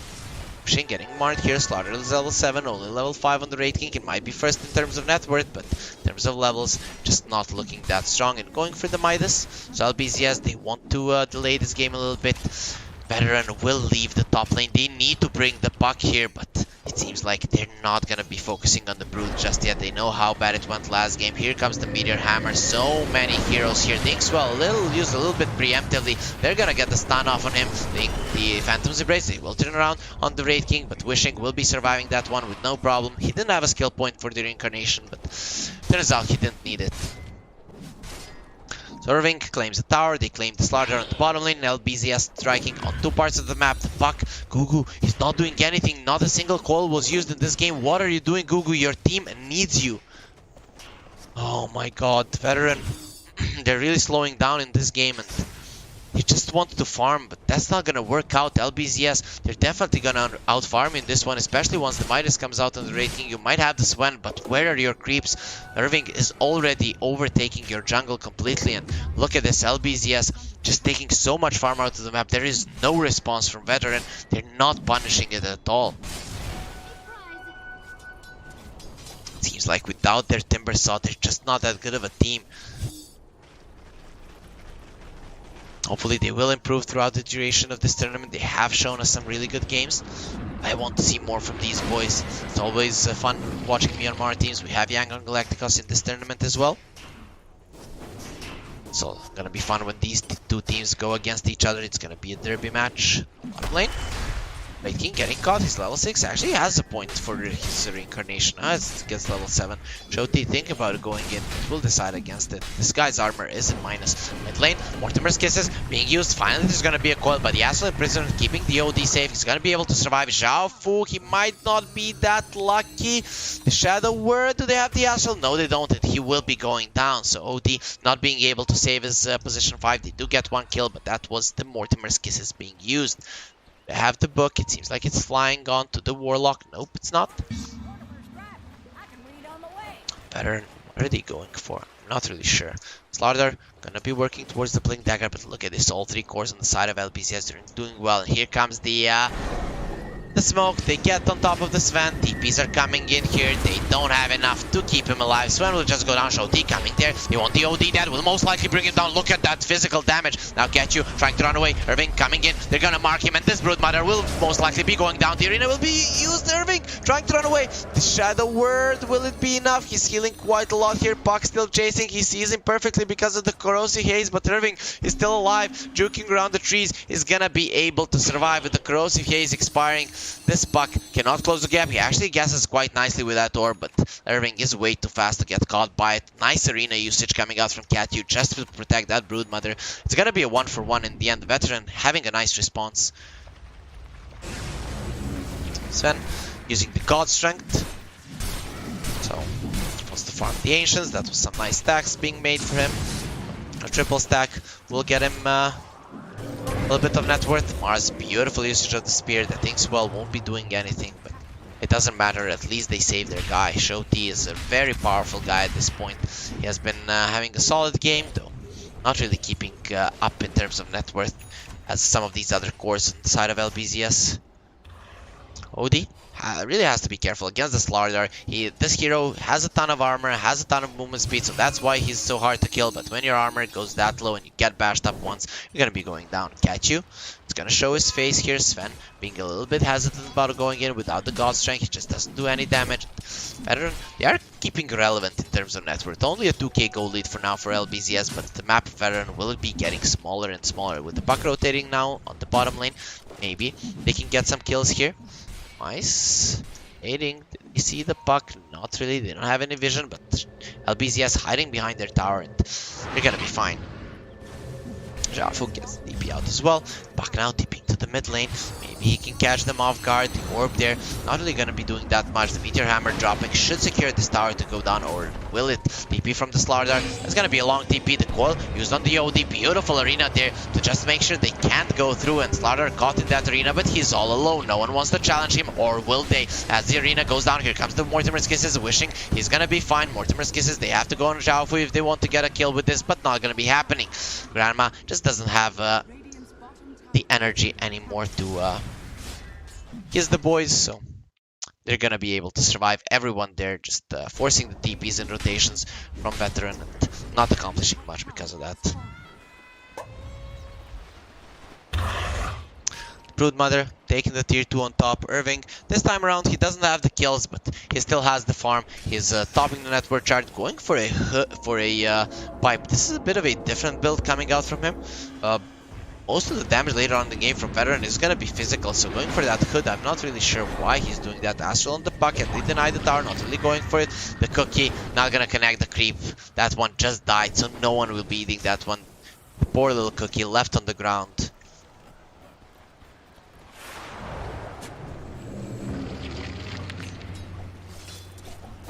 OD going for the Ether Lens. I feel like the BKB is needed for this guy, but okay, he wants to have more range. Hoping that the Mars can protect him, and that might be the case. For now, Catchu is doing a good job at using his arenas. Need is increasing more and more for Veteran. Irving thinking about going in. He does have a pipe, very tough guy to bring down. Going for a mech next. Pretty weird item choices coming out for him.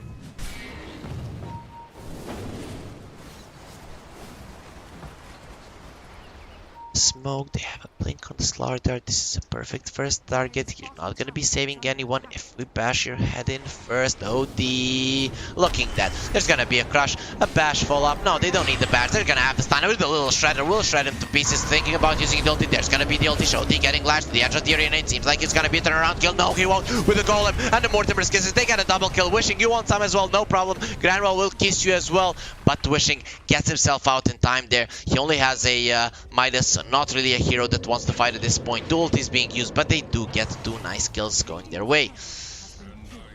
Nicely done by Veteran. Bottom lane, the tower falls to the creeps. Shoti, TP is there, but not in time. 4k gold lead for LBZS. They're not leading in kills, but we can see how much this Brood is getting out of the map. Irving is coming in. I'm not sure that he can kill mice with this kind of a build. He's doing solid amounts of damage, but mice will be fine. Just TPs himself to the bottom lane. Will continue to farm in the triangle.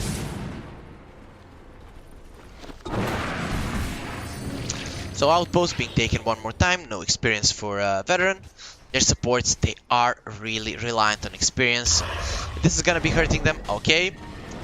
Warlock, I guess you wanna die. I guess that's fine. He was expecting a smoke to come and not really the best usage of the spells there. Shoti getting caught as well. Gonna get stunned up. Here comes the Raid King army for him. They don't want to go to the top lane where the Broodmother is. No Sanity's Eclipse, no Arena, but the Arena will be there in just a second. Veteran think about going in. They're not gonna do that. At least Veteran do the wards and wards there. So I guess Veteran, this is fine. They send their position 5 to die when they have no ultis. They really don't want to fight.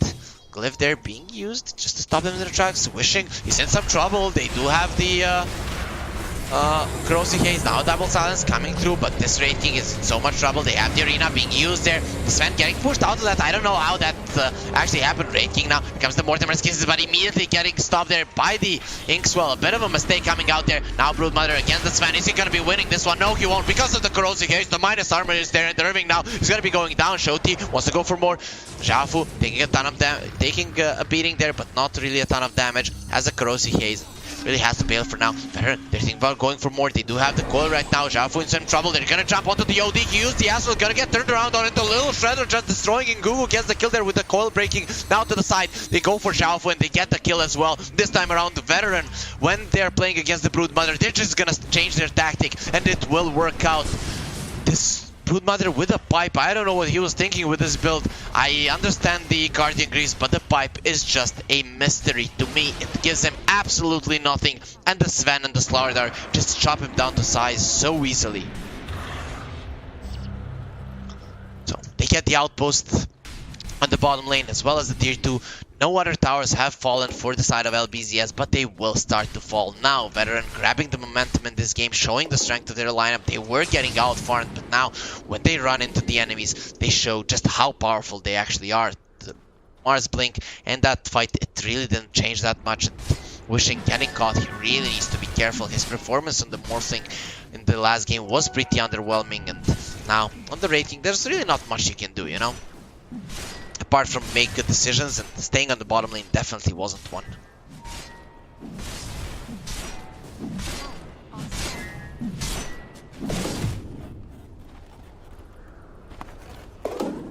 Claw being found by him. That's a nice farming item for sure.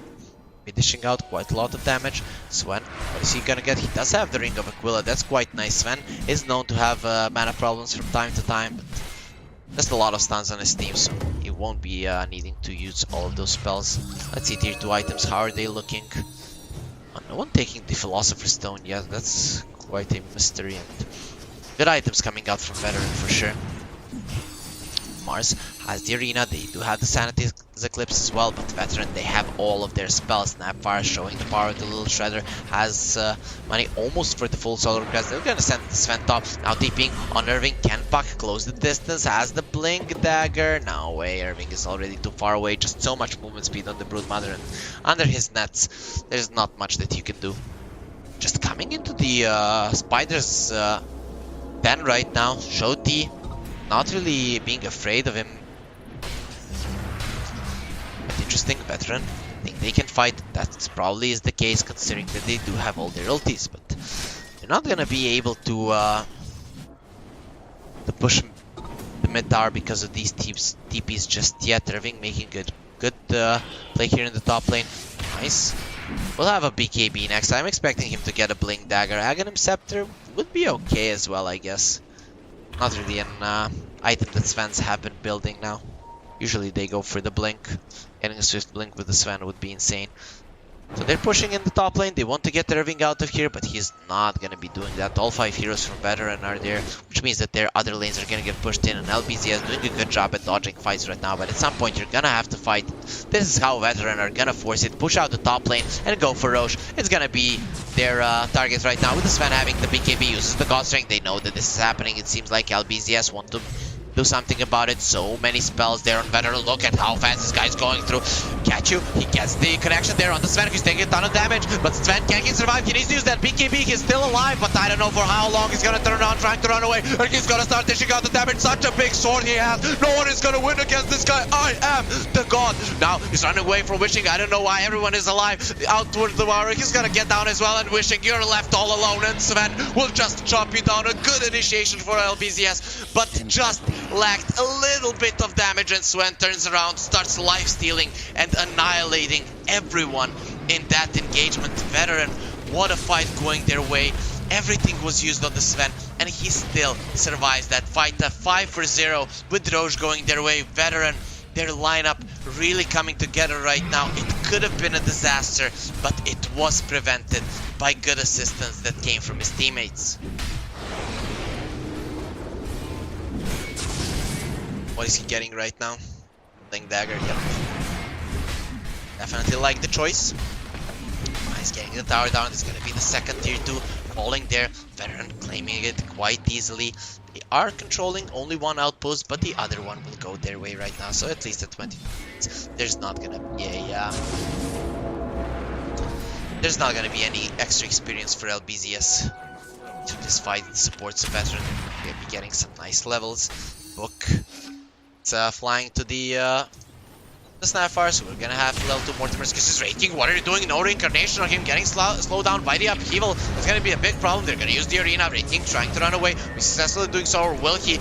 Oh, this Sven, he really wants blood. Does have the ult if he wants to use it, and Wishing in so much trouble. The Astral Imprisonment wasn't ready in the backlines. The poor Mars, he got broken as well, and Mice, he is definitely mad about the attempt at his life earlier, and will definitely continue running these people down, going for a crit next. He just let that career survive. It seems like his rage has gone away.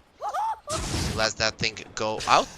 The Irving is gonna get caught by the Buck. There's gonna be some TPs coming. There's the Slardar. Hello, Irving. You think that you can get away with this multiple times? Not gonna be happening. One more bash, not even needed. Gugu is unstoppable, but look at in the mid lane what they're doing. The Sven, he wants to go for more. That Meteor Hammer won't even hit him. That's how nervous LBZS are getting. They thought that this was an easy series for them, but Veteran, against all odds, they're showing they have what it takes to win even against some of the best teams in this tournament.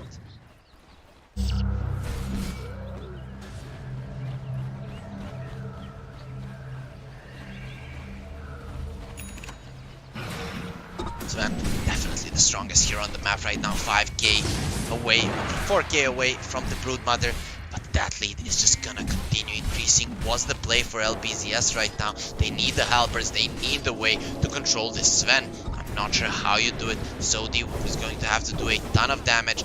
I really didn't like that Ether Lens coming out. Just a little bit more damage on that Roche would have turned this game completely around, but Veteran winning that one. I'm not even sure that they win that fight even in the Sven class. I guess he did do the most damage in that fight.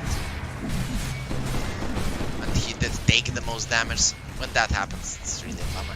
There is an Axe Shard on the Warlock, just an AoE heal. Last outer tower going down 24 minutes into the game. Veteran, they really like taking series back. They let the enemies get one game, like, okay, we're adjusting to your gameplay. You're good. But then they give them a schooling in Dota. It's what happened to LILGUN, and now what's happening to LBZS as well. Get into the trees here. They jump into the backlines. Google will use the ulti. Goes for the silence as well. OD taking so much damage with the Slaughter coming in. You won't get the Astral off, and now poor Gatchu. He wanted to catch someone there, but the one getting caught will be him. The God of War. It just isn't that godly in this game, and Mice, a wicked 6 kill streak. He only died that once in the early game, and now he's just chopping everyone down with the Daedalus almost up. That's gonna be some insane damage coming out from Mice. Veteran continuing to dominate this game, everything going their way. Nothing that LBZS are doing at this point. Broodmother continuing to split push. They really need to catch Veteran off guard, start killing them one by one. But is that even a possibility? That's the only way that you win this game. Big team fight is not gonna happen, especially once this Sven does have the Aegis. And that's for another 40 seconds. God Strength now probably gonna get used up immediately. No glyph on the side of LBZS. Will they go for the Rax's Veteran? They are being a little bit hesitant here. But Mice not any longer. Gets a Lincoln Sphere on him. Gonna get broken immediately. Jump in. Slaughter taking some damage. Thinks well will connect. He has a BKB of his own. Nice cookie there. Slaughter might die. Shoti gets the stun off. Now Sven inside of the fight. They're gonna drop the golem. No one is dead just yet. Only the Raid King, just the one. Shoti doesn't have his BKB. We're wishing he's taking so much damage. Mice think about going in. The Meteor Hammer not gonna connect. Now the stun on the Raid King, and one chop from the Sven will end his life. They do have buybacks on both of their guys. Irving trying to run away. He did remove his thing once, but the Sven just chopping everyone down. The God is just doing so much damage. Mice gonna get the Astral here. He didn't have the Lincoln Sphere on him. 4 buybacks have been used. Can they win this fight without the God Strength? The Sven just isn't that strong. He's gonna get the cookie given to him. Good boy, trying to run away. Gets the stun out there on the OD. Just stops the advance. Thinking about coming back in. LBZS, they are too afraid to do so. They bought back with 4 heroes, and you know how many they killed? 0. They're not doing anything to Veteran. We're taking everything away from them. Did they get their axes? No. Sure, you defend those. You're gonna live to fight another day, but that fight is gonna be even tougher than this one was. Raid King, poor guy, with 11 armor. He gets into a minus with the crows he hates, and into a big minus. And when the little Shredder comes in, the Sven is just one-shotting him. LBZS, they know they need to fight right now. There are no ultis on the side of Veteran. Shoti, they see him perfectly. Does he have a BKB? They miss the spear. This is, their hands are shaking at this point. No puck, getting caught. Can they kill him? Does have the Lincoln Sphere, keeping himself alive. Catcher just gets annihilated there by the little Shredder. Shoti going for more LBZS. I think that you are out of this game because you're all going to die. The poor Broodmother in the backline, she just wants to feed, but the one giving the goal to the enemies will be her. And the Veteran win another fight. Now looking towards the Raid King, will delete him. 4 heroes without buybacks. Kaiju comes in. He wants to be dead as well in the grave. Put there to keep company to his team. All 5 of them will be together when their throne goes down, and gives Veteran a win in this best of 3 series. 2-1 for them. They did lose game number 1 against LBZS, but they adjusted. Game 2, they banned the Broodmother. They were thinking throughout the game 2, how are we gonna counter it? Are we gonna let them play it? Do we have ways to win against it? And they got back with a great solution. LBZS just couldn't win this one. The drafting differences was too big, and for the last 15 minutes they didn't get a single kill. Ever since that Roche fight, LBZS didn't get even close to bringing a single hero down. Okay, I'm lying. Slaughter did get quite low there in their base, but that's about it. And Team Veteran get a really convincing victory in this game 3. Beautifully done by them. Laning stage, only thing that went well for LBZS, they were holding a 1, 2, 3k gold lead. That was about it. But Veteran, when they hit their timing, ever since the Sven BKB, the game completely turned around. LBZS were completely helpless. They got annihilated. Irving, who dominated in game number 1 on his Broodmother, now 0-5-1. If that's 0 impact, I don't know what is. Just not accomplishing anything in this game, just taking some farm away from his teammates. Look at this poor OD with 8,000 net worth. That's how you end the game. These guys really know what they're doing. So guys, that's it for today. We had some great games today, most of them from Team Veteran. These guys are really surprising me how well they're playing. They won against LILGUN today and against LBZS as well. Those are both teams that did get a chance to play in the upper divisions of the DPC. So hopefully we're going to be getting more from these Myanmar teams because they're really, really talented. So guys, that's it for today. We're going to be seeing all of you tomorrow at 13 SG time, that's 7 CEST, for some more Dota action here at the Moon Studio Asia Showdown. So be sure to be here for some more great Dota. Thank you for watching, and see you tomorrow.